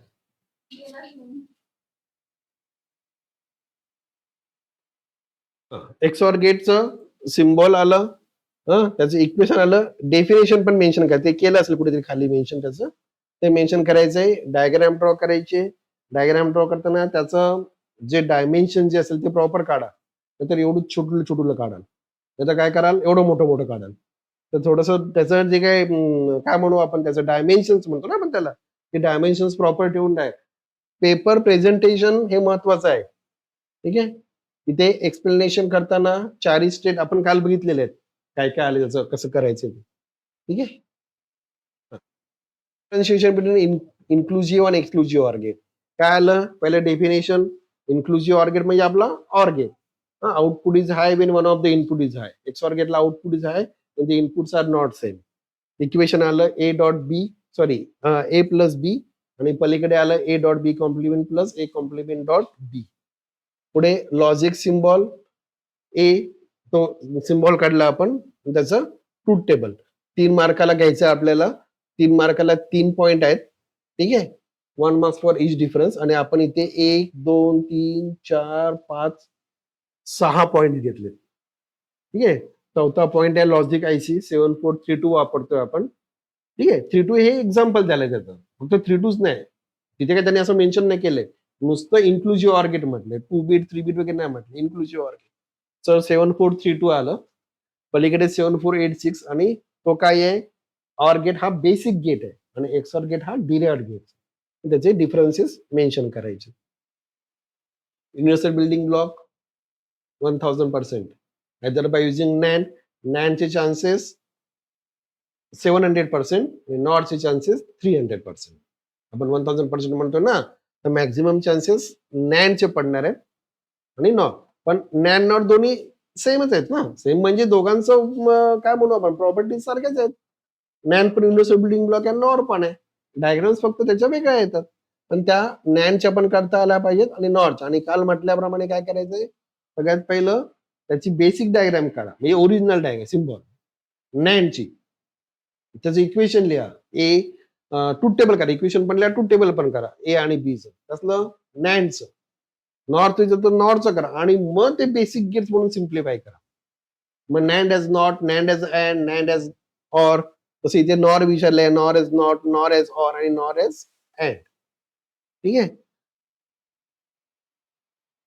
तसंच नॅनचं आलं, नॉरचं आलं तसंच नॅनचं आलं. त्या दोनपैकी एक क्वेश्चन 100% आहे. ठीक आहे. आता 1000% नाही, आपण 100%लाच जाऊ. नाहीतर मग काय व्हायचं, ओव्हर कॉन्फिडन्स. मग तेवढंच करायचं आम्ही, बाकीचं करायचंच नाही.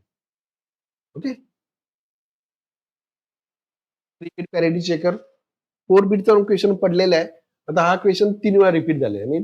तेवढी फ्रिक्वेन्सी नाही त्याची. मग काल तुम्हाला म्हटल्याप्रमाणे हा बघा 4 बीटचा पण पडलेला आहे. त्याचं पण एक्सप्लेनेशन दिलेलं आहे याच्यामध्ये. डायग्राम काढलेली आहे आपण. आता 4 बीटला पुढे ऑर गेट का लागला? एक्सऑर गेट का लागला परत? कारण 2 गेट्स आपण घेतले एक्सऑर गेट. तर 2 गेटचे 2 आउटपुट आले ना. पहिल्याचं ए एक्सऑर बी आणि दुसऱ्याचं सी एक्सऑर डी आलं. पण आपल्याला आउटपुट एकच पाहिजे ना. म्हणून पुढे मी एक्सऑर गेट वापरला. आउटपुट काय आलं? फायनल आउटपुट ए XOR B XOR C XOR D आलं. 4 बीटचं. पडलेला आहे क्वेश्चन तो. ठीक आहे, एकदाच पडलेला आहे. त्यामुळे 3 बीट आलं तर एक्सऑर बीट 4 बीट करताच येणार आहे. असं काही नव्हतं. कन्सेप्ट क्लिअर असेल तर पुढचं काही करता येईल. त्याच्यानंतर पुढे हाफ ॲडर. त्याचं पण फ्रिक्वेन्सी पडलेली आहे चांगली बऱ्याच वेळा. हाफ ॲडर, फुल ॲडर मधला इक्वेशन येऊ शकतो. 4 बीट ॲडर, 4 बीट सबट्रॅक्टर आणि 4 बीट ॲडर सबट्रॅक्टर मधलं इक्वेशन येऊ शकतो. ठीक आहे. 4 बीट हाफ ॲडर, त्यानंतर फुल ॲडर. हाफ ॲडरचं फुल ॲडर खूप वेळा पडलेलं आहे. ठीक आहे. त्याच्यानंतर पुढे 4 bit control inverter. 4 bit control inverter एकदाच पडलेलं आहे आणि कंट्रोल इन्व्हर्टर पडलेलं आहे. ठीक आहे. मग असे एक्सप्लेन केले कसं लिहायचं आपल्याला. त्याच्या पुढे 4 बीट ॲडर. एक डायग्राम काढली, दुसरी डायग्राम काढली एक्सप्लेनेशनची. ठीक आहे. एक्झाम्पल घेऊन काढल्या ना, त्याची डायग्राम काढली. वरची एक्सप्लेनेशनची आली, खालची एक्झाम्पलची आली. ॲडर सबट्रॅक्टर पण बऱ्याच वेळा पडलेला आहे. त्याच्यामध्ये 3 डायग्राम काढायच्यात. एक ॲडरची आली आणि एक सबट्रॅक्टरची आली. काय झालं? घे.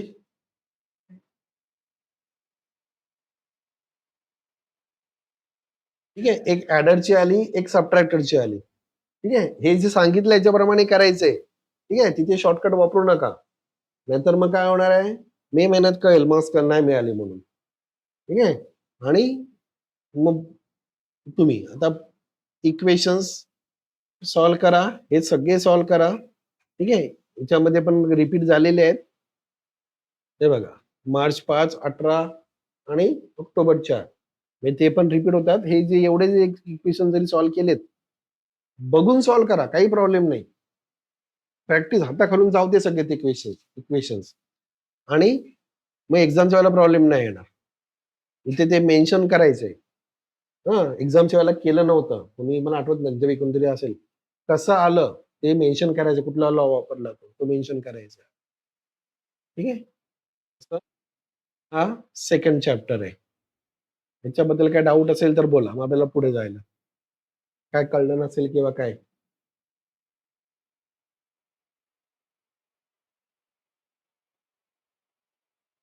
काय करायचंय?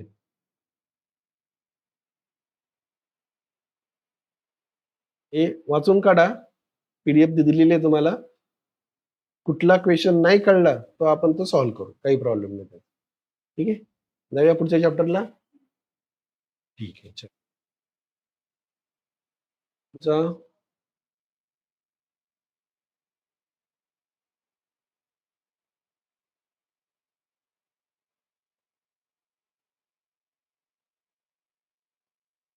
लॉजिक फॅमिली ना, कुठे गेला?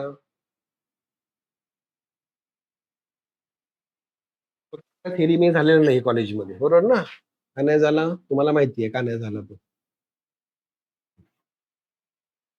ठीक आहे. लॉजिक फॅमिली 10% ला आहे.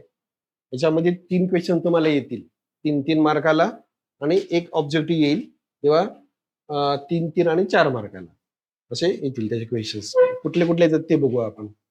आता लॉजिक फॅमिली जी आहे, म्हणजे काय म्हटलं आपण? लॉजिक फॅमिली म्हणजे आपण जे लॉजिक सर्किट यूज करतो त्याची फॅमिली आहे. त्याला आपण लॉजिक फॅमिली. हो ना, जी तुमची फॅमिली आहे, ज्या सगळ्या मेंबर्स ग्रुप घरातले जे त्यांची फॅमिली किंवा आपली पण एक फॅमिली झाली एक प्रकारे, बरोबर ना? तशी ही फॅमिली आहे लॉजिक फॅमिली. याच्यामध्ये मेन 2 फॅमिलीज आहेत आपल्याला स्टडी करायच्या. एक आहे बायपोलार आणि एक आहे युनिपोलार. आता बायपोलार म्हणजे काय?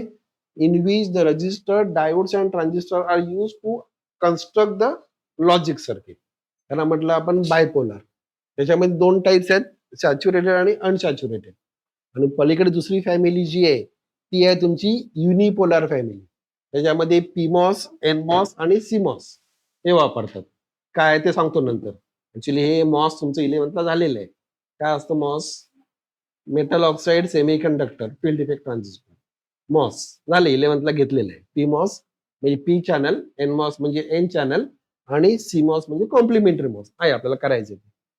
तर त्याच्यामध्ये ही जी फॅमिली जी आहे याच्यामध्ये तुम्हाला टाईप दिलेले आहेत आय आय एल म्हणजे I square L injection integrated logic जसं नाव आहे त्याचं. काय असते तुम्हाला पुढे स्टडी करायचं. आता आपण त्या डिटेल्समध्ये जात नाहीये. दुसरी आहे तुमची डीसीटीएल डायरेक्ट कपल ट्रान्झिस्टर लॉजिक, त्यानंतर diode transistor एचटीएल high threshold logic, TTL transistor transistor logics. पलीकडे स्कॉटकी टीटीएल आहे, त्यानंतर इमिटर कपल्ड लॉजिक्स आहेत. त्यातलं इम्पॉर्टन्स आपल्याला जे आहे ते आपण बघणार आहोत. आता हे सगळं बघताना एक्झाम पॉईंट ऑफ व्ह्यूने इम्पॉर्टन्स काय आहे तर कॅरेक्टरिस्टिक्स ऑफ डिजिटल आयसीज.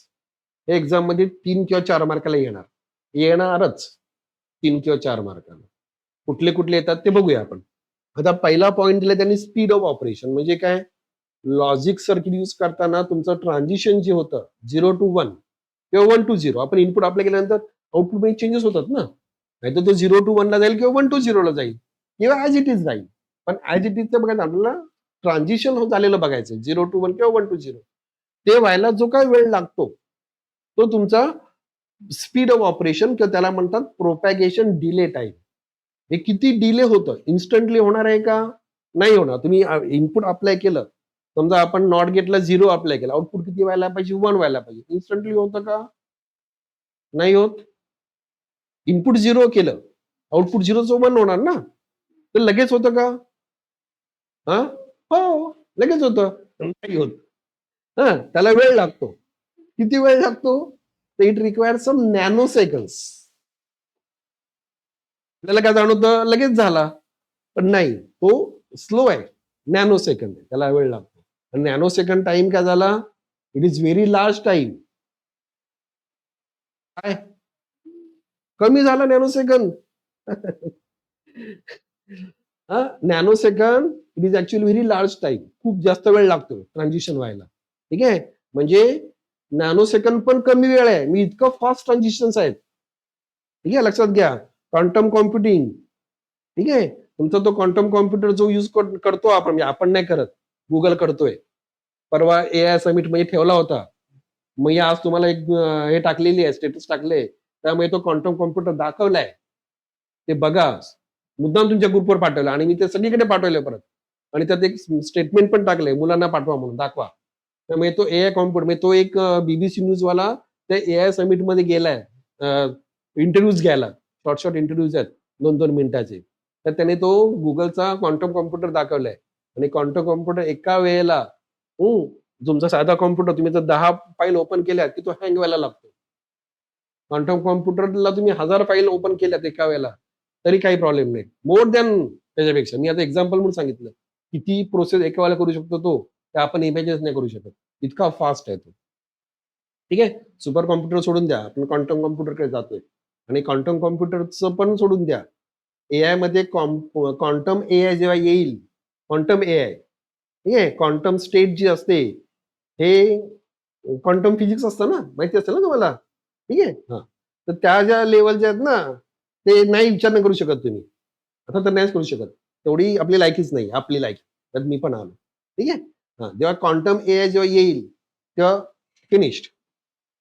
ठीक आहे त्याच्यामध्ये पण त्यांनी एक स्टेटमेंट केलंय की एका माझ्याचं इंटरव्ह्यू त्यांनी म्हटलंय 5 वर्षांची इंजिनियरची गरज नाही असं त्यांनी स्टेटमेंट केलंय एका त्या इंजिनियरनेच केलंय. त्याने जॉब सोडून तो काय त्याच्यामध्ये आलेला आहे तो स्वतःच काय त्याने काय म्हणतो आपण त्याला सुरू करतात ते स्टार्टअप सुरू करायला तो आलाय. त्याने सांगितलंय after 5 years there is no need of engineers.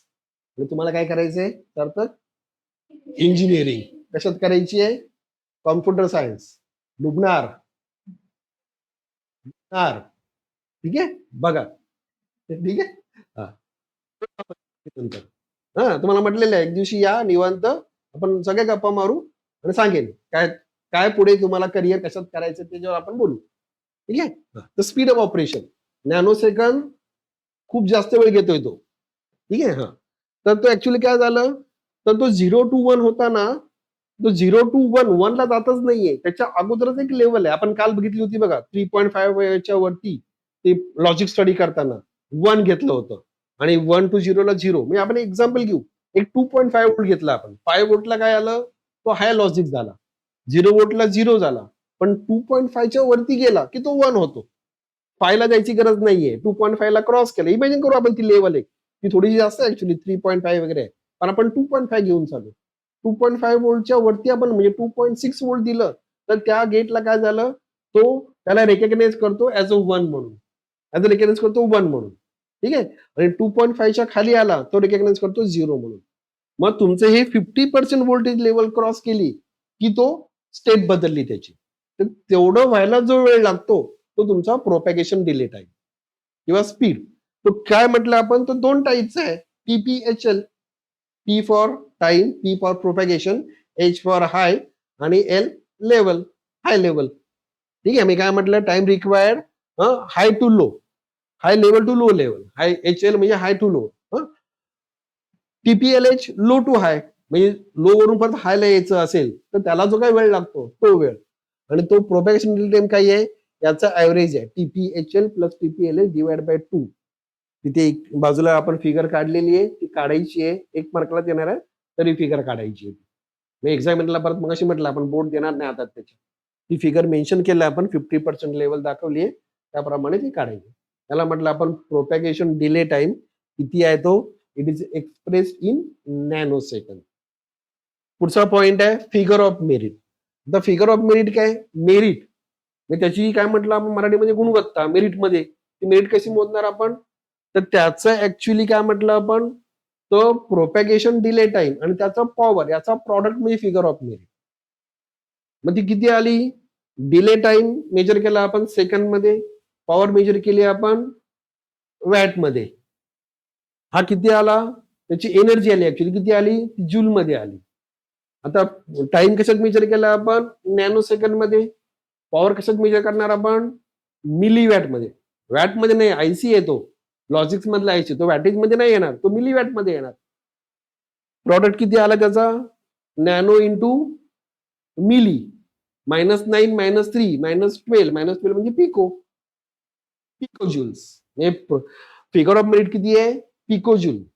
ठीक आहे? पुढचं पॉवर डेसिपेशन. पॉवर डेसिपेशन किती आहे? It is in milli watts. म्हणजे तो आयसी किती पॉवर घेतो, किती पॉवर तो डिसिपिएट करतो, म्हणजे डिसिपेट करतो त्याला. ती पॉवर जी आहे it is in milli watt. आता ही एवढी कमी का आहे? कारण त्याला ऍक्च्युली आपण व्होल्टेज पण खूप कमी अप्लाय करतोय. ठीक आहे? 5 व्होल्ट म्हणजे खूप कमी व्होल्टेज आहे ऍक्च्युली. त्याचं करंट पण याच्यामध्ये आहे मिली अँपियर किंवा मायक्रो अँपियर मध्ये आहे. त्यातला करंट जो आपण हे करतो. त्यामुळे तो पॉवर जो आला ती पॉवर खूप कमी आहे मिली वॅट मध्ये, मिली अँपियर मध्ये. पॉवर डिसिपेशन काय आलं? It is actually product off voltage आणि करंट. पॉवर आहे ना, व्ही इंटू आय पॉवर आली. पुढे फॅन आउट. आता फॅन आउट म्हणजे काय? तर तो एक सर्किट जो आहे, एक गेट हा किती गेटला ड्राईव्ह करतो, म्हणजे किती आउटपुट्स आहे. सोपं एक्झाम्पल घेतलं आपण. आपल्या घरातला बोर्ड आहे, त्या बोर्डला 2च सॉकेट आहेत. तर आपण काय करतो? त्याला 2च इनपुट जोडतो, म्हणजे 2च आउटपुट आले. पण समजा मला 4 आउटपुट लावायचे, मग आपण काय करणार? त्याला आपण एक 3 पिन जोडणार एक्स्ट्रा आणि मग त्याला वरून 2 पिन टाकणार, इकडून 2 पिन टाकणार, 2 पिन टाकणार. मग आपल्या काय झालं? एक्स्ट्रा हार्डवेअर लागलं. तेच त्याच बोर्डवरती समजा 4 सॉकेट्स असतील किंवा 5 सॉकेट असतील तर ते आउट जास्त झालं, fan out. So fan out is our required आहे, डिझायर्ड आहे, म्हणजे हवंय. म्हणजे जेवढं फॅन आउट जास्त असेल तेवढं त्या सर्किटचं आपल्याला यूज जास्त करता येणार आहे. That is fan out. Noise margin that is very important. मगाशी म्हटलेलं आपण नॉईज. मगाशी तो जो मुलगा आला डिलिव्हरीला दॅट इज नॉईज. बरोबर ना? तो नॉईज आणि हा नॉईज सेम का? नाही. हा नॉईज काय तुमचा आहे? इट इज ऍक्च्युली तुमचा इलेक्ट्रिकल सिग्नल किंवा इलेक्ट्रिकल अप्लायन्सेस आणि मॅग्नेटिक अप्लायन्सेस मधून जो नॉईज तयार होतो त्याला आपण नॉईज म्हणतो. Unwanted electric signal. आता हा जो अनवॉन्टेड इलेक्ट्रिक सिग्नलचा काय इफेक्ट होतो? ते 2 टाईप्सचे आहेत. त्याचा पहिला इफेक्ट बघू आपण. इफेक्ट काय होतो? तर मगाशी जी आपण लेवल बघितली, किती बघितली आपण? 2.5 व्होल्ट. 2.5 च्या वर गेला तो 1. 2.5 च्या खाली आला 0. आपण इमॅजिन करतो ती लेवल ऍक्च्युअली मगाशी म्हटलं आपण ती वेगळी आहे. ठीक आहे, पण आपण ती इमॅजिन करतोय. आता काय होतं? या नॉईजमुळे ती 2.5 ची लेवल जी ती डिस्टर्ब होते. म्हणजे 2.5 च्या वरती जरी तो गेला तरी पण तो 1 म्हणून कन्सिडर करत नाही, तो 0 म्हणून करू शकतो. किंवा 2.5 च्या खाली असेल तर तो 0 न घेता तो 1 करू शकतो. म्हणजे आपण ऍक्च्युली 1 इनपुट दिलंय त्या सर्किटला. ठीक आहे, आपण लॉजिक 1 दिलंय. म्हणजे आपण 2.5 व्होल्ट किंवा 2.6 व्होल्ट दिलंय, पण त्याला ते 1 म्हणून जातच नाही. त्याला किती केलं, त्याने किती ट्रीट केलं, त्याला ट्रीट केलं ऍज अ लो. आपण दिलंय 1, तो लो का ट्रीट केलं, कारण त्याच्यामध्ये नॉईज आलाय. नॉईजमुळे ती लेवल डिस्टर्ब झाली, त्याची लेवल स्वतःची ती डिस्टर्ब झाली. ती डिस्टर्ब होणे म्हणून काय करायला पाहिजे, त्याला आपल्याला एक इम्युनिटी पॉवर द्यायला पाहिजे. तुम्हाला देतो ना आपण इम्युनिटी पॉवर, काय करतो आपण, वॅक्सिन देतो, बरोबर ना. त्यामुळे तो व्हायरस तुमच्या बॉडीला इफेक्ट नाही करत. इथे पण आपल्याला त्या सर्किटची एक नॉईज मार्जिन बघायची आणि त्याला एक नॉईज इम्युनिटी अप्लाय करायची. ठीक आहे, ती कशी अप्लाय करणार, ते आपण चांगल्या क्वालिटीचं मटेरियल वापरलं तर ते चांगलं होणार आहे. ठीक आहे, तर ती नॉईज मार्जिन. आता हे नॉईज मार्जिन काय आहे, तर 2 प्रकारचे नॉईज आहेत. एक आहे तुमचा मॅनमेड नॉईज आणि दुसरा आहे एन्व्हायरमेंटल नॉईज. मॅनमेड नॉईज म्हणजे काय, तर आता आवाज आला बाहेरून, त्या आवाजाने आपल्याला काही इफेक्ट झाला का आपल्या इन्स्ट्रुमेंट वरती, नाही, कारण तो नॉईज साऊंड होता. ठीक आहे, पण समजा की त्यांनी गाडी ऑन केली, इग्निशन दिलं गाडीचं, की त्या गाडीमध्ये काय असतं, कॉईल असते, त्या कॉईल मधून इलेक्ट्रोमॅग्नेटिक रेडिएशन होतं. इलेक्ट्रोमॅग्नेटिक रेडिएशनमुळे तो सिग्नल जो आहे तो आपले इन्स्ट्रुमेंट रिसिव्ह करतो आणि मग तो नॉईज त्या अप्लाय केल्यामुळे त्याच्यामध्ये इंटरफिअरन्स येतो. ठीक आहे, हे मॅनमेड. आपण फॅन ऑन केला, तर फॅन कुठला तुमचा, हे BLDC वाले नाहीत, हे डीसी. साधा फॅन जो असतो आपला रेग्युलर जो आपण वापरतो, त्यामध्ये मोटर आहे, बरोबर ना. त्या मोटरमध्ये कॉईल आहे, सगळं त्यामध्ये कॉईलचा आवाज, कॉईल मधून रेडिएशन होतं, ते आपला इन्स्ट्रुमेंट तो रिसिव्ह करतो. त्याला म्हटलं आपण मॅनमेड नॉईज. दुसरा नॉईज कुठला आहे, इन्व्हायरमेंटल नॉईज. तो कुठला, तर डिस्टंट प्लॅनेट स्टार्स मधून रेडिएशन होत असतं, बरोबर ना. ते ते जे रेडिएशन जे आहे, ते रेडिएशन काय आहे, ते इलेक्ट्रोमॅग्नेटिक रेडिएशनच आहे. आपण म्हणतो ना सोलार स्टॉर्म वगैरे होतं, वादळ होतं सूर्यावरती, त्याच्यामुळे पण इफेक्ट होतो काही वेळेला. तर ते जे आहे ते तुमचं इन्व्हायरमेंटल नॉईज. दुसरं एक्झाम्पल म्हणजे थंडरिंग, वीज चमकते, आणि तुम्हाला सांगितलं असतं पावसाळ्यामध्ये शक्यतो मोबाईल बंद ठेवा, कारण का, मोबाईल वीज अट्रॅक्ट करू शकते. ठीक आहे, होऊ शकतं म्हणजे असं, त्यामुळे मोठा ऍक्सिडेंट होऊ शकतो. हे तुमचे इन्व्हायरमेंटल नॉईज, आणि तो नॉईज जो आहे तो नॉईज तुमचं ऑपरेशन डिस्टर्ब करू शकतं, लॉजिक मध्ये होऊ शकतं. ते होऊ नये म्हणून त्याला काय केलेलं असतं, त्याला इथे म्हटलंय आपण, to tolerate the noise signal which is known as noise immunity. तो सिग्नल त्याने टॉलरेट केला पाहिजे, त्याचा इफेक्ट होता कामा नाही. आणि आताचे डिव्हाइसेस करतात, त्याला प्रॉब्लेम नाही. पूर्वीच्या वेळेला प्रॉब्लेम होता, नॉईजमुळे थोडंसं चेंज व्हाय, आता काही तो होत नाही. तो नॉईज मार्जिन. पुढे पुढचा पॉईंट आहे ऑपरेटिंग टेम्परेचर. कॅरेक्टरिस्टिक्स मध्ये बघतो आपण, एक्झाम मध्ये शक्यता विचारणार आहे. नॉईज मध्ये विचारतील फॅन आउट, फॅन इन, आणि वरचे जे होते ते विचारतात. तर ऑपरेटिंग टेम्परेचर काय आहे, तर आयसी कुठल्या प्रकारचे आहेत, 2 प्रकारचे आहेत. आपण 741 स्टडी केला होता. 741C, 741M. C for commercial आणि M for military and medical म्हणू आपण. मग तिथे पण सेम आहे. म्हणजे तुमचा जो लॉजिक आयसी जो आहे, तो जो कमर्शियल यूज करायचा असेल तर त्याचं टेम्परेचर दिलं त्यांनी 0 डिग्री टू 70 डिग्री सेंटीग्रेड. आणि मिलिटरी किंवा मेडिकल फील्डसाठी आहे, त्याची रेंज जास्त आहे, -55 डिग्री टू 170 डिग्री. म्हणजे टेम्परेचर फ्लक्च्युएट झालं तरी त्याचं ऑपरेशन डिस्टर्ब होणार नाहीये, तो प्रॉपर वर्क करेल. ओके, जसं मग अशी फॅन आउट म्हटलं, तसंच फॅन इन इनपुट अप्लाय करतो त्याला. पुढे आता हे एक important parameter, current and voltage parameter. पहिला पॉइंट आहे high level input voltage VIH. आता हे काय म्हटलंय, it is a minimum voltage which can be recognise by the gate as a high logic. बघा, हायला आपण मिनिमम म्हणतोय, बरोबर आहे का, चुकतंय. हाय लेवल बघताना आपण मिनिमम बघतोय आणि लो लेवलला मॅक्झिमम म्हटलंय. चुकलंय काहीतरी, टायपिंग मिस्टेक झाली, बरोबर ना. सार्थक म्हणतोय मिस्टेक झाली आहे. हाय लेवल म्हणजे काय आहे, तुम्ही 5 व्होल्ट दिलं लॉजिक सर्किटला, तो 1 झाला, बरोबर आहे. 2.5 काय झालं, दॅट इज ऑल्सो 1 ना. मग 2.5 काय आहे, हाय आहे की लो आहे, कुठे नाही, खाली आल्यावर. ते नॉईज आल्यानंतर आपण त्या नॉईज मार्जिन कन्सिडर केली ना. आता आपण काय बघतोय 2.5 आणि 5. 5 व्होल्ट हा 1 झाला. 2.5 ला काय म्हटलंय आपण? दॅट इज ऑल्सो 1 म्हटलंय. मग 2.5 व्होल्ट काय आहे? मॅक्झिमम आहे की मिनिमम आहे? मग त्या रेंज मधली मिनिमम लेवल. बरोबर ना? तुमचं एक्झाम्पल 35 मार्कला पास झाला. 99 मार्कला पण पास झाला ना. मग मिनिमम किती पाहिजेत पासिंगला? 35. बरोबर आहे? नापास व्हायला किती पाहिजेत? 34. 34 मॅक्झिमम मार्क्स आहेत ना. तरी पण तो नापास झाला. 0 नापासच झाला. बरोबर ना. मग आपण जेव्हा खाली येतो तेव्हा मॅक्झिमम लेवल बघायची आहे. ठीक आहे. सिम्पल लॉजिक आहे. ठीक आहे. हे थोडस डोकं वापरायला शिका. नुसता रट्टा मारू नका. नुसतं पाठांतर करून उपयोग नाही.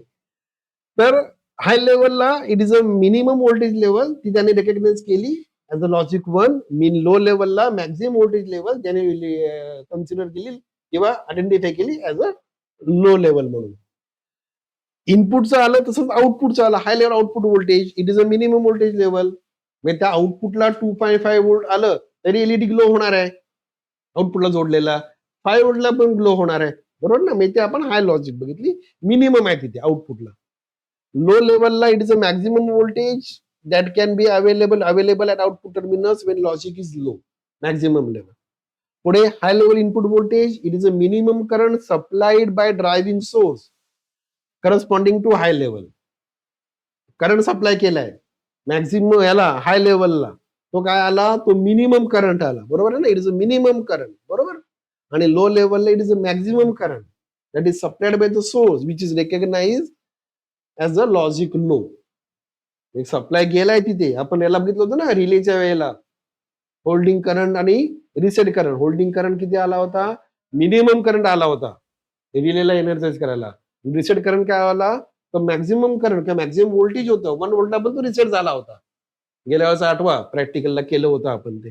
तर ते आपल्याला बघायचंय. ठीक आहे. हे टेम्परेचरचा रिपीट झाला. पुढे पॉवर सप्लाय रिक्वायरमेंट त्यातला पॉइंट आहे. तो किती आहे? Mostly 5 volt is required. आपण काल म्हटलं होतं फक्त 5 व्होल्ट नाही, काही सर्किटमध्ये आपल्याला जास्त व्होल्टेज लागतं. ते मला वाटतं मी 32 बोललेलो. 32 नाही ते 20 व्होल्ट आहे. वेगळ्या फॅमिलीला 20 व्होल्ट द्यायचंय आणि टीटीएलला आपल्याला 5 व्होल्ट द्यायचं. बघू ते आपल्याला बघायचं. पुढे ब्रेड ऑफ सिरीज. त्या सिरीज मध्ये ती जी फॅमिली आहे त्याच्यामध्ये किती ऑपरेशन आपल्याला करता येतात? फंक्शन्स करता आपण फंक्शन्स म्हणू. मग आपण वापरलेली सिरीज कुठली आहे? 7-4 सिरीज आहे. 7400000208328690 बरोबर ना. 147153 आठवा सगळे कुठले कुठले आहेत ते. फंक्शन्स वेगळे आहेत. 00 नॅन्ड आहे, 02 नॉर आहे, 08 अँड आहे, 32 ऑर आहे. बरोबर आहे. 04 नॉट आहे. पुढे 90 काउंटर आहे, 86 एक्सॉर गेट आहे, 153 मिनिमम मर्क्स असेल. अजून वेगळे वेगळे आहेत. म्हणजे हे बरेचसे फंक्शन्स आहेत. कॉमन काय आहे यामध्ये? 7-4. So 7-4 is a series. त्याचं काय झालं? त्याची ब्रेथ ऑफ सिरीज खूप मोठी आहे. त्यामुळे ती फेमस आहे, फॅमिलियर आहे. आणि जेवढी ती फॅमिलियर होईल, पॉप्युलर होईल, तेवढं काय होईल? त्याचं प्रोडक्शन वाढेल. तर प्रोडक्शन वाढलं की कॉस्ट कमी होईल. नॅचरल आहे ना. जेवढं प्रोडक्शन वाढेल तेवढं तुमचं कॉस्ट कमी होते. बरोबर आहे. पुढे त्यांनी म्हटलं वायर लॉजिक कॅपॅबिलिटी आपल्याला त्याला वायरिंग करता आलं पाहिजे इझिली सर्किट आउटपुट टर्मिनल्सला. नाही करता आलं तर तो लोड होतो. लोड आला की सर्किट तुमचं जास्त करंट ड्रॉ करून तो डॅमेज होऊ शकतो. त्यामुळे वायर लॉजिक कॅपॅबिलिटी त्याला असली पाहिजे.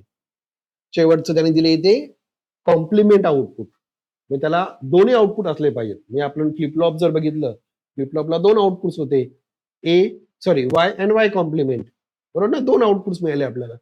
कॉम्प्लिमेंट जर त्या सर्किटमध्ये मिळत असेल आउटपुटला तर काय झालं? ऍडिशनल इन्व्हर्जनची गरज नाही. हार्डवेअर मिनिमाइज झालं. त्यामुळे सर्किट डिझाईन करताना किंवा आयसी डिझाईन करताना ते असं डिझाईन करायचं त्या ह्याच्यामध्ये की आपल्याला कॉम्प्लिमेंट पण मिळालं पाहिजे सर्किटचं आणि आउटपुट पण मिळालं पाहिजे. म्हणजे ऍडिशनल इन्व्हर्जनची किंवा ऍडिशनल हार्डवेअरची गरज नाही.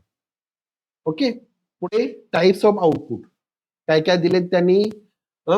Passive pull up, active pull down, open collector, tri state are the different types of output, modes of output. Study करायचे काय काय आहेत ते बघूया आपण. त्यातलं पहिलं जे दिलंय त्यांनी टीटीएल दिलंय.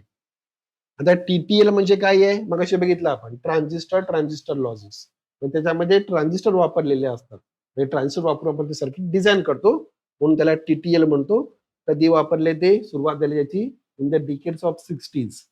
जेव्हा तुमचा आयसी म्हणजे आपण लॉजिक फॅमिली सॉरी कॉम्प्युटर्स मध्ये आपण हिस्ट्री बघणार आहोत थोडीशी त्याची, तर आपण हा पार्ट स्टडी करणार आहोत.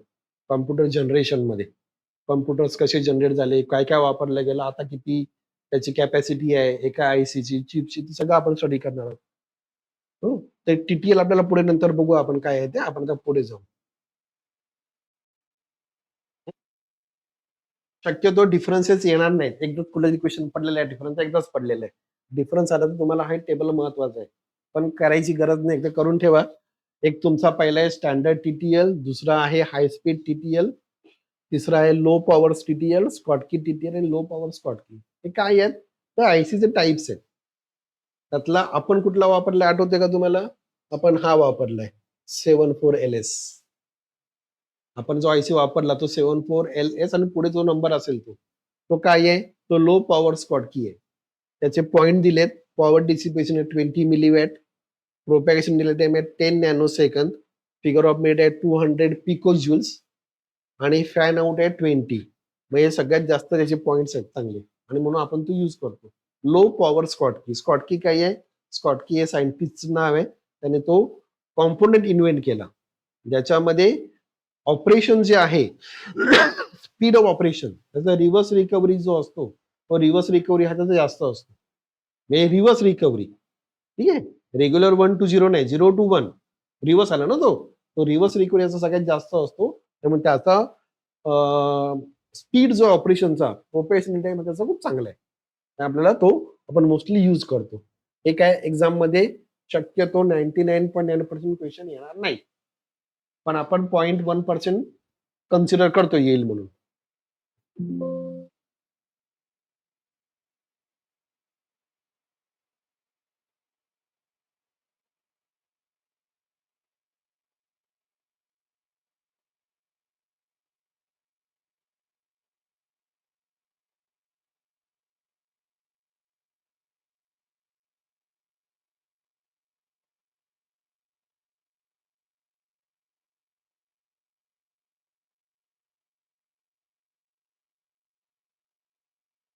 पण सांगतो थांबा, आता बस झालं,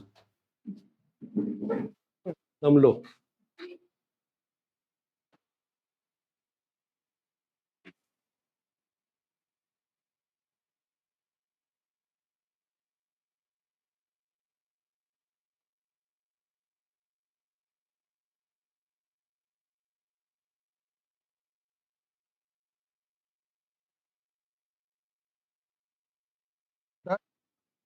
मेन या चॅप्टर्स मधले मेन तर पहिला पार्ट तुमच्या त्या कॅरेक्टरिस्टिक्स मधला एक कॅरेक्टरिस्टिक्स तुम्हाला पडणार आहे. एक म्हणजे 3 कॅरेक्टरिस्टिक्स, कमीत कमी 3 मार्काला.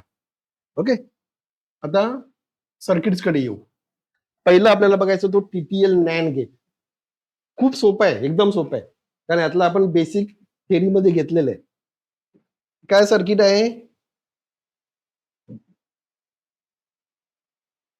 काय झालं? एकदा कळलं, ही कळली की सोपं आहे एकदम. हा, फक्त लक्ष द्या. याच्यामध्ये पहिला आपण आउटपुटचं बघू काय केलंय. ही जी आउटपुट दाखवले ना, R4, Q3, D, Q4 आणि R5 हे आउटपुट स्टेज आहे. त्यालाच म्हणतो आपण टोटेम पोल. ही जी आउटपुट स्टेज आहे ना, टोटेम पोल म्हणायचं. पुढे आपण टोटेम पोल बघणार होतो, त्याच्यावरती आपले नोट्स आहे. काय झालं मुद्दा? त्याला म्हटलं आपण टोटेम पोल. आता नॅन गेट घेतलाय आपण. नॅन गेट मध्ये किती इनपुट्स आहेत? ऍटलिस्ट 2 इनपुट्स आहेत. म्हणजे आपण इनपुट 2 दाखवलेत, ए आणि बी. आता 2 इनपुट्स मध्ये 2 ट्रान्झिस्टर हवे होते. त्यात आपण एकच ट्रान्झिस्टर घेतलाय आणि त्याला 2 इमिटर दाखवलेत. असं का केलं असेल? तर त्याच्यामध्ये बेस शॉर्ट केलंय, कलेक्टर शॉर्ट केलं आणि इमिटर वेगळे आहेत. म्हणून आपण ते 2 वेगळे दाखवता आपण एकच घेतलंय. म्हणजे ऍक्च्युअली आपल्याला असंही म्हणता येईल की याच्यामध्ये तो ट्रान्झिस्टर Q1 जो आहे त्याच्यामध्ये इमिटर बेस जो आहे हे 2 डायोड्स आहेत. आपण अँड गेट स्टडी केला होता, अँड गेट. नॅन पण स्टडी केलेला आपण डायोड्सनी. आठवतंय का? बघायला पाहिजे का? जस्ट बघूया आपण. गेट्स ना,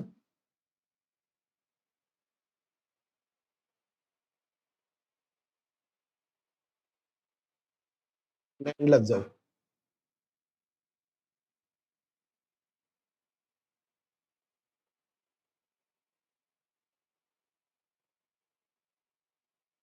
अँड हे दोन डायोड्स आले की नाही D1 D2 बरोबर ना. हे दोन डायोड्सचं वर्किंग जे आहे ते इथे आपल्याला हा एवढा पार्ट करतो. कारण ट्रान्झिस्टर म्हणजे दोन डायोड्स आहेत, इमिटर डायोड आणि कलेक्टर डायोड बरोबर ना. मग तो इमिटर डायोड म्हणजे ते दोन डायोड D1 चे वापर आणि बाकी सगळं सर्किट जे आहे that's are use to get the inversion. Gate diode वापरून काय मिळवलं आपण अँडचं ऑपरेशन मिळवलं बरोबर ना. झालेलं आहे आपलं थेरीमध्ये, परत काय तिथे जात नाही पाठीमागे थोडं मी. अँड वापरून आपण नॅन्ड गेट वापर केलं आणि त्या नॅन्डचं आपल्याला इन्व्हर्जन घ्यायचं. ते कसं इन्व्हर्जन घेतलं तर पुढे आपण कॉम्प्लिमेंट घेतलं, त्याचं इन्व्हर्जन घेतलं. इथे तुमचं पुढचं सगळं सर्किट जे आहे it behaves like a inverter. कसं ते बघून घेऊ. सर्किट कन्स्ट्रक्शन कसं आहे बघा. Transistor Q1 is a transistor having two emitters बरोबर आहे. दोन इमिटर्स कसे आले तर मग अशी म्हटलं आपण त्याचे बेस शॉर्ट केले, कलेक्टर शॉर्ट केले. मी एकच केले आपण आणि दोन इमिटर्स वेगळे काढले. Q1 ने काय केलं, Q1 ड्राईव्ह ट्रान्झिस्टर Q2 कारण Q1 चा कलेक्टर हा Q2 च्या बेसला आला. Q2 चा इमिटर जो आहे मी Q2 ड्राईव्ह Q4 Q2 हा Q4 च्या बेसला जोडला बरोबर आहे. Q2 चा इमिटर हा Q4 च्या बेसला जोडला. मग Q2 काय म्हणू आपण, Q2 drive the base of transistor Q4. Q2 चा कलेक्टर जो आहे तो आपण Q3 च्या बेसला जोडला आणि Q3 आणि Q4 हे सिरीज मध्ये टोटेम्पल मध्ये दोन ट्रान्झिस्टर सिरीजने जोडतात. मध्ये इथे डायोड वापरलाय, हा रेजिस्टर वापरलाय त्याला बायसिंग प्रोव्हाइड करायला आणि हा तुमचा त्याचा खाली ग्राउंड साठी प्रोव्हाइड केला थर्मल शटडाऊन साठी. हे त्याचं कन्स्ट्रक्शन आलं. हे काय केलं परत बघा. Q1 दोन इमिटर झाले. Q1 drive the base of transistor Q2. Q2 चं emitter drive the base of Q4 आणि Q2 चा collector drive the base of Q3. Q3 and Q4 are connected in totem pole mode. So this is a totem pole output mode. त्याला म्हटलं आपण totem TTL NAND gate. आता working काय आलं ते बघा. वर्किंग काय आलं, when both A and B are zero. दोन्ही ए आणि बी झिरो झाले. ट्रान्झिस्टर Q1 कंडक्ट झाला, बेसला सप्लाय दिलाय आपण इथे, बेसला सप्लाय आला Q1 आणि Q2 चे इमिटर ग्राउंड केले, बायसिंग व्होल्टेज मिळालं त्याला बरोबर आहे. ट्रान्झिस्टर Q1 कंडक्ट झाला, करंट कुठे फ्लो झाला, त्या ए आणि बी मधून पुढे ग्राउंड कडे गेला बरोबर आहे. हो नाही माना हलवा. Q1 आणि Q2 च्या इमिटरला ग्राउंड केलं आपण, लो दिलं, झिरो दिलं म्हणजे ग्राउंड केलं. When both A and B are zero म्हणजे ग्राउंड झाले. ते ग्राउंड झाल्यामुळे Q1 कंडक्ट झाला. Q1 कंडक्ट झाला, करंट तुमचा Q1 कडून त्या ए आणि बी मधून ग्राउंड कडे गेला.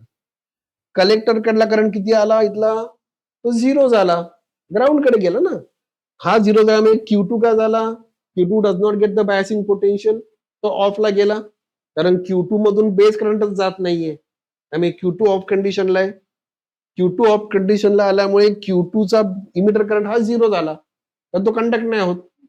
आता हा ऑफ कंडिशनला आल्यामुळे त्याचा कलेक्टर व्होल्टेज हाय झाला, कारण हा करंट इथून खाली पास होत नाहीये ना, तो Q2 च्या कलेक्टरलाच राहिला.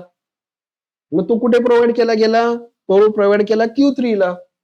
त्याला पाथ मिळाला Q3 कडे कारण Q2 कडून तो खाली येत नाहीये. तो obviously it moves toward the base of Q3. त्यामुळे Q3 चा बेस करंट प्रोव्हाइड झाला. Q3 चा बेस करंट प्रोव्हाइड झाल्याबरोबर Q3 कंडक्ट झाला बरोबर आहे. Q3 कंडक्ट झाल्यामुळे या ट्रॅक मधला करंट इकडून पुढे पास झाला, इकडून पुढे आला. Q4 ऑफ आहे कारण त्याला बायसिंग नाही दिलेलं आपण. Q4 ऑफ आहे. हा करंट कुठे गेला, हा करंट डायोड मध्ये इकडे आउटपुटला आला. आउटपुट किती झालं, 1 झालं बरोबर आहे. जेव्हा दोन्ही 0-0 होते, when both A and B are 0-0, transistor Q1 conducts, it draws all the current and that current flows toward the A and B terminals, get grounded. Current flow into transistor Q2 will be 0, so Q2 is in off condition. It will not provide the base current to Q4, so Q4 is also in off condition. But as Q2 is in off condition, it provides the base current to base of transistor Q3 because its collector voltage remains high. तुझं collector voltage हाय राहिलं, current Q3 च्या बेसला गेलं. Q3 च्या बेसला current गेल्याबरोबर Q3 conduct झाला, current तिथून flow झाला, तो diode मधून पुढे गेला आणि आउटपुटला गेला. Output becomes 1. तो 0-0-1 नॅन्डचं ऑपरेशन पहिलं मिळालं. 0-1-1-0 ला काय होणार, ए आणि बी पैकी एक कंडक्ट होणार, आयदर एक कंडक्ट होणार, जो कुठला 0 असेल तो. समजा A0 B1 आहे, तर मी B1 चा ट्रान्झिस्टर जो आहे डायोड म्हणू आपण, तो ऑफ कंडिशनला गेला, पण ए चा डायोड कंडक्ट झाला त्या इमिटर बेस मधला. करंट कुठे गेला? ए मधून ग्राउंडला गेला. कलेक्टरचा करंट काय झाला? It still remains 0. करंट तिकडे गेला ना, इकडे कलेक्टरकडे गेलाच नाही, ग्राउंड कडे गेला. तर मी once again collector current of Q1 remains low, Q2 चं बायसिंग अजून 0च राहिलंय. Q4 ला still it will not get biasing potential, फक्त Q3 ला बायसिंग व्होल्टेज मिळतो या कंडिशनला, पण Q3 कंडक्ट होते आणि आउटपुट स्टील रिमेन्स 1. 0 0 1 0 1 1 1 0 1. बरोबर आहे? कळतंय? परत नंतर रेकॉर्डिंग बघा, युट्यूबवर टाकणार, ते परत एकदा चेक करा, नसेल कळत तर 2दा 3 वेळा परत बघा. दोन्ही 1 1 झाले, even both A and B are 1. आता काय झालं? आता तो डायोड तुमचा जो होता तिथला, तो मगाशी बघितला आपण, तो रिव्हर्सला गेला. आता दोन्ही ऑफ कंडिशनला गेले, म्हणजे तो इमिटर बेस जंक्शन ऑफ झाला. ट्रान्झिस्टर Q1 चा कलेक्टर व्होल्टेज वाढला आता, कारण इकडे नाही गेला, तो आता इकडे गेला. बरोबर आहे? कलेक्टर व्होल्टेज वाढलं, कलेक्टर करंट तुमचा Q2 च्या बेसला गेला. Q2 च्या बेसला करंट गेल्याबरोबर Q2 कंडक्ट झाला. Q2 कंडक्ट झाला, त्याचा इमिटर करंट फ्लो व्हायला लागला, तर तो करंट खाली आला, Q2 कडे आला. Q2 कडून तो Q4 कडे गेला. Q4 ला बेस व्होल्टेज मिळालं, बेस करंट मिळालं, Q4 कंडक्ट झाला. Q3 आता ऑफ कंडिशनला गेला. Q4 कंडक्ट झाल्याबरोबर तो जो आउटपुट टर्मिनल जो होता तो Q4 मधून ग्राउंड झाला. आउटपुट कितीला गेला आता? 0 ला गेला. It goes to low level. So 1 1 ला 0 झाला. That is nothing but the NAND gate. 0 0 1 0 1 1 1 0 1 1 1 0. That is the NAND. That is first TTL NAND gate. Next TTL NOR gate. थोडंसं कॉम्प्लिकेटेड सर्किट झालं. काही कॉम्प्लिकेटेड नाहीये. आउटपुट सेम आहे, ती तीच आहे, कारण TTL टोटेम पोल आहे. इनपुटला Q1 आणि Q2 जो होता मगाशी, म्हणजे Q1 ला 2 इमिटर होते, आपण वेगळे केले. Q1 चं सर्किट तसंच आहे बघा. Q1 चं सर्किट जे होतं ना, Q1 Q2 ला जोडला, Q2 Q4 च्या आला इमिटरला, इथून Q2 Q3 च्या बेसला आला. एवढा पार्ट सेम आहे, काहीच फरक नाही. याच्या शंट मध्ये हा जोडला आपण. हे बघा, त्याचा आता काय झालं, हा इकडे बेस आला, त्याचा कलेक्टर जो आहे हा Q6, म्हणजे Q5 आणि Q6 हे 2 आपण एक्स्ट्रा ऍड केले. ते दोन्ही कुठे जोडले? हा Q6 चं इमिटर आणि Q2 चं इमिटर Q4 च्या बेसला गेलाय, आणि Q6 चा कलेक्टर आणि Q2 चा कलेक्टर Q3 च्या बेसला गेले. त्यामुळे Q2 आणि Q6 हे शंट मध्ये आहेत. ते Q3 आणि Q5 Q4 या दोघांना ड्राईव्ह करतात. मग अशी फक्त कुठला करत होता? Q2 करत होता, Q6 पण करतोय, आणि Qच्या बरोबर आपण एक Q5 वापरलाय. वर्किंग कसं आहे बघूया आपण आता. मगाचप्रमाणे when both A and B are 0, ट्रान्झिस्टर Q1 ने पण करंट ड्रॉ केला, ग्राउंड कडे गेला, Q5 ने पण करंट ग्राउंड कडे गेला. त्यामुळे Q1 चा कलेक्टर व्होल्टेज किंवा कलेक्टर करंट 0 आहे, Q5 चा पण 0 आहे. बरोबर? हा सगळा इथे गेला, या इकडे गेला, हा पण इकडे गेला. त्यामुळे इकडून फ्लो होणारा करंट 0 आला, हा करंट 0 आला. त्यामुळे Q2 चं व्होल्टेज 0 आहे, Q2 ऑफ कंडिशनला राहिलं, Q6 पण ऑफ कंडिशनला राहिला. त्यामुळे दोघांचा इमिटर करंट जो आहे, जो आपण Q4 ला जोडतोय, तो 0च आहे. त्या दोन्ही ऑफला आहे, दोघांना पण बायसिंग दिलं नाहीये सर्किटच्या अरेंजमेंटने. बायसिंग कोणाला प्रोव्हाइड केलं गेलं? फक्त Q3 ला गेलं, कारण हे दोन्ही ऑफला असल्यामुळे हा जो करंट जिथून येत होता R3 मधून, तो सगळा Q3 कडे गेला. Q3 ला बायसिंग करंट मिळाला, Q3 कंडक्ट झाला, आउटपुट हाय लेवलला गेला. 0 0 ला 1 झाला. ओके, 0 1 किंवा 1 0. आता 0 1 हा 0 आणि हा 1, हा 0 झाल्यामुळे हा कंडक्ट झाला, हा करंट खाली गेला. 1 हा रिव्हर्स मध्ये गेला आता, बरोबर ना, का हा रिव्हर्स मध्ये गेला, कारण त्याला 1 दिलं आपण. त्यामुळे आता Q5 चा कलेक्टर करंट वाढला, Q5 चा कलेक्टर करंट वाढला, तो कुठे गेला? Q6 ला गेला. Q6 कंडक्ट झाला, Q6 ने करंट प्रोव्हाइड केलं Q4 च्या बेसला. बरोबर आहे? Q6 ने करंट प्रोव्हाइड केलं Q4 च्या बेसला, Q4 कंडक्ट झाला, आउटपुट ग्राउंडला जोडलं गेलं. So output become 0. बरोबर आहे. A0 आणि B1 केल्यामुळे Q5 कंडक्ट झाला. सॉरी, Q5 रिव्हर्स मोडला गेला. त्यामुळे Q6 कंडक्ट झाला. Q6 कंडक्ट झाल्यामुळे त्याने Q2 ला बायसिंग प्रोव्हाइड केलं. Q2 कंडक्ट झाला आणि Q2 ने आउटपुट 0 लेव्हलला गेलं. सॉरी, Q4 कंडक्टला आउटपुट 0 लेव्हलला गेलं. 0-1 म्हणजे A ला आपण काय केलं, आता 1 केलं, B ला 0 केलं. Q5 ने करंट ड्रॉ केला, ग्राउंडकडे नेला. आता Q1 रिव्हर्स मोडला गेला. Q1 च्या कलेक्टरने Q2 ला करंट प्रोव्हाइड केलं. Q2 ने काय केलं, Q4 ला करंट प्रोव्हाइड केलं, बायसिंग करंट. Q4 कंडक्ट झाला, आउटपुट परत 0 लेव्हलला गेलं.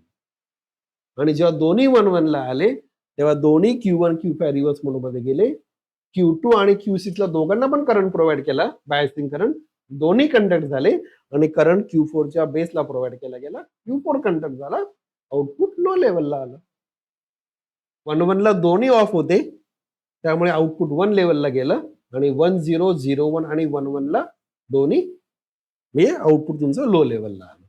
That is TTL nor gate. Okay, तर पुढे आता नेक्स्ट TTL नॉट गेट.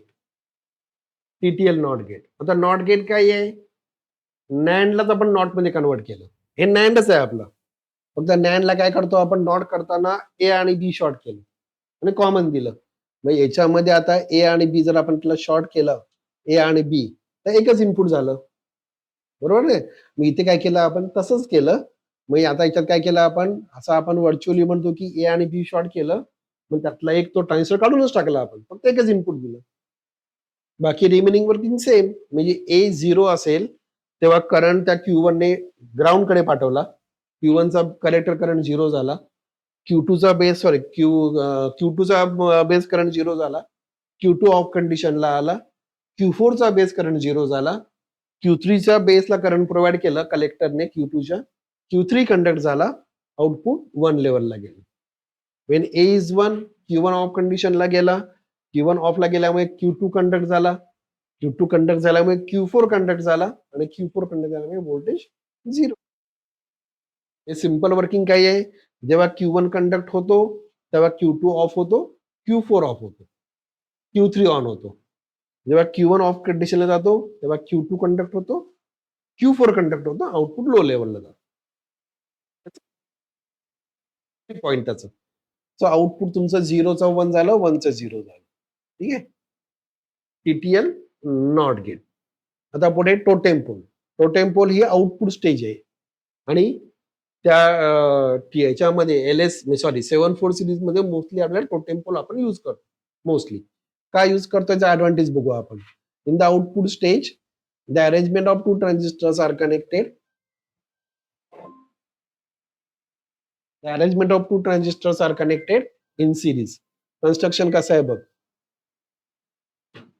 काय म्हटलंय आपण, दोन ट्रान्झिस्टर्स घेतलेत आपण. when upper transistor becomes on, तो केव्हा ऑन झाला, मग अशी बघितलं आपण. जेव्हा Q1 तुमचा ऑन असेल तेव्हा अप्पर ट्रान्झिस्टर ऑन होतो. बरोबर ना, Q1 ऑन असेल तेव्हा, कारण Q2 ऑफ, खालचा Q4 ऑफ आणि Q3 ऑन झाला होता. when Q1 ऑफ कंडिशनला आला तेव्हा ते पुढचे ऑन झाले होते.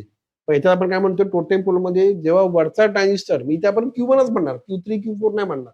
हे दोन झाले ना सर्किट मध्ये. वेन Q1 ऑन झाला तेव्हा काय झालं, आउटपुट तुमचा हाय लेवलला गेलं. आणि त्यावेळेला इम्पिडन्स किती आला त्याचा सर्किटचा, 70 ओम आला, लो आला. आणि जेव्हा लोअर ट्रान्झिस्टर ऑन होतो टोटेम पोल मधला, तेव्हा आउटपुट काय झालं, it goes to low level, कारण तो ग्राउंड झाला ना. हे जे आउटपुट टर्मिनल खाली ग्राउंड झालं, तेव्हा रेजिस्टन्स किती आला, तर रेजिस्टन्स आला 12 ओम. हे दोन्ही वेळेला आउटपुट तुमचं लो झालं. त्यामुळे पॉवर डिसिपेशन, रेजिस्टन्स नसल्याने पॉवर डिसिपेशन लो होणार आहे. रेजिस्टन्स हा असेल, पॉवर डिसिपेशन वाढलं असतं. पॉवर डिसिपेशन कमी आहे. दुसऱ्या याच्यामध्ये डायोड वापरले आपण. त्या डायोडचं फंक्शन काय आहे, जेव्हा ट्रान्झिस्टर Q2 कंडक्ट होईल तेव्हा तो काय करेल, वरती रिव्हर्स करंट प्रोव्हाइड करेल. तो रिव्हर्स करंट जाऊ नये वरच्या ट्रान्झिस्टरला, म्हणून हा डायोड जोडलाय, तो आता रिव्हर्स मोड मध्ये आला. बरोबर ना, कारण त्याच्या कॅथोडला आपण हा करंट अप्लाय केला ना इकडून, हा कॅथोड आहे ना खाली, त्यामुळे तो रिव्हर्स मोडला गेला. तर तो वरती Q1 ला करंट प्रोव्हाइड नाही करणार, म्हणजे Q1 ला डॅमेज नाही करणार. म्हणजे जेव्हा Q1 कंडक्ट होईल तेव्हा डायोड तुमचा फॉरवर्ड मोडला गेला आणि त्याने करंट फ्लो केला, आउटपुटला गेला. हे डायोड काय करतो, it is use to protect transistor Q2 when output is low. Output low झाल्यानंतर तो Q2 रिव्हर्स डायोड रिव्हर्स मोडला गेला. तो त्या Q1 ला रिव्हर्स करंट प्रोव्हाइड नाही करत. That is a function of that diode. Advantages, output low आलं दोन्ही स्टेटमध्ये, त्या पॉवर डिस्ट्रीब्युशन लो झालं आणि आउटपुट काय झालं, लो असल्यामुळे तुमचं रेजिस्टन्स लो असल्यामुळे ट्रान्झिशन फास्ट झालं. ट्रान्झिशन जे होतं 0 to 1 किंवा 1 to 0 हे फास्ट झालं आणि त्यांनी ते म्हटलं तो हायली ॲक्युरेट आहे. त्याचे पण काही ड्रॉबॅक्स आहेत टीटीएल त्याचे टोटेम पोलचे, ते पुढे बघू आपण याच्यामध्ये. थोडं कळलंय? आता पुढचं सर्किट जे आहे ते आहे तुमचं ओपन कलेक्टर टीटीएल. आता ओपन कलेक्टर टीटीएल म्हणजे काय आलं, तर ते सर्किट सेम आहे तुमचं नॅन्ड गेटचं, open collector TTL NAND gate. थोडं त्याला मिनिमाइज करतो, सर्किट दिसेल पूर्ण.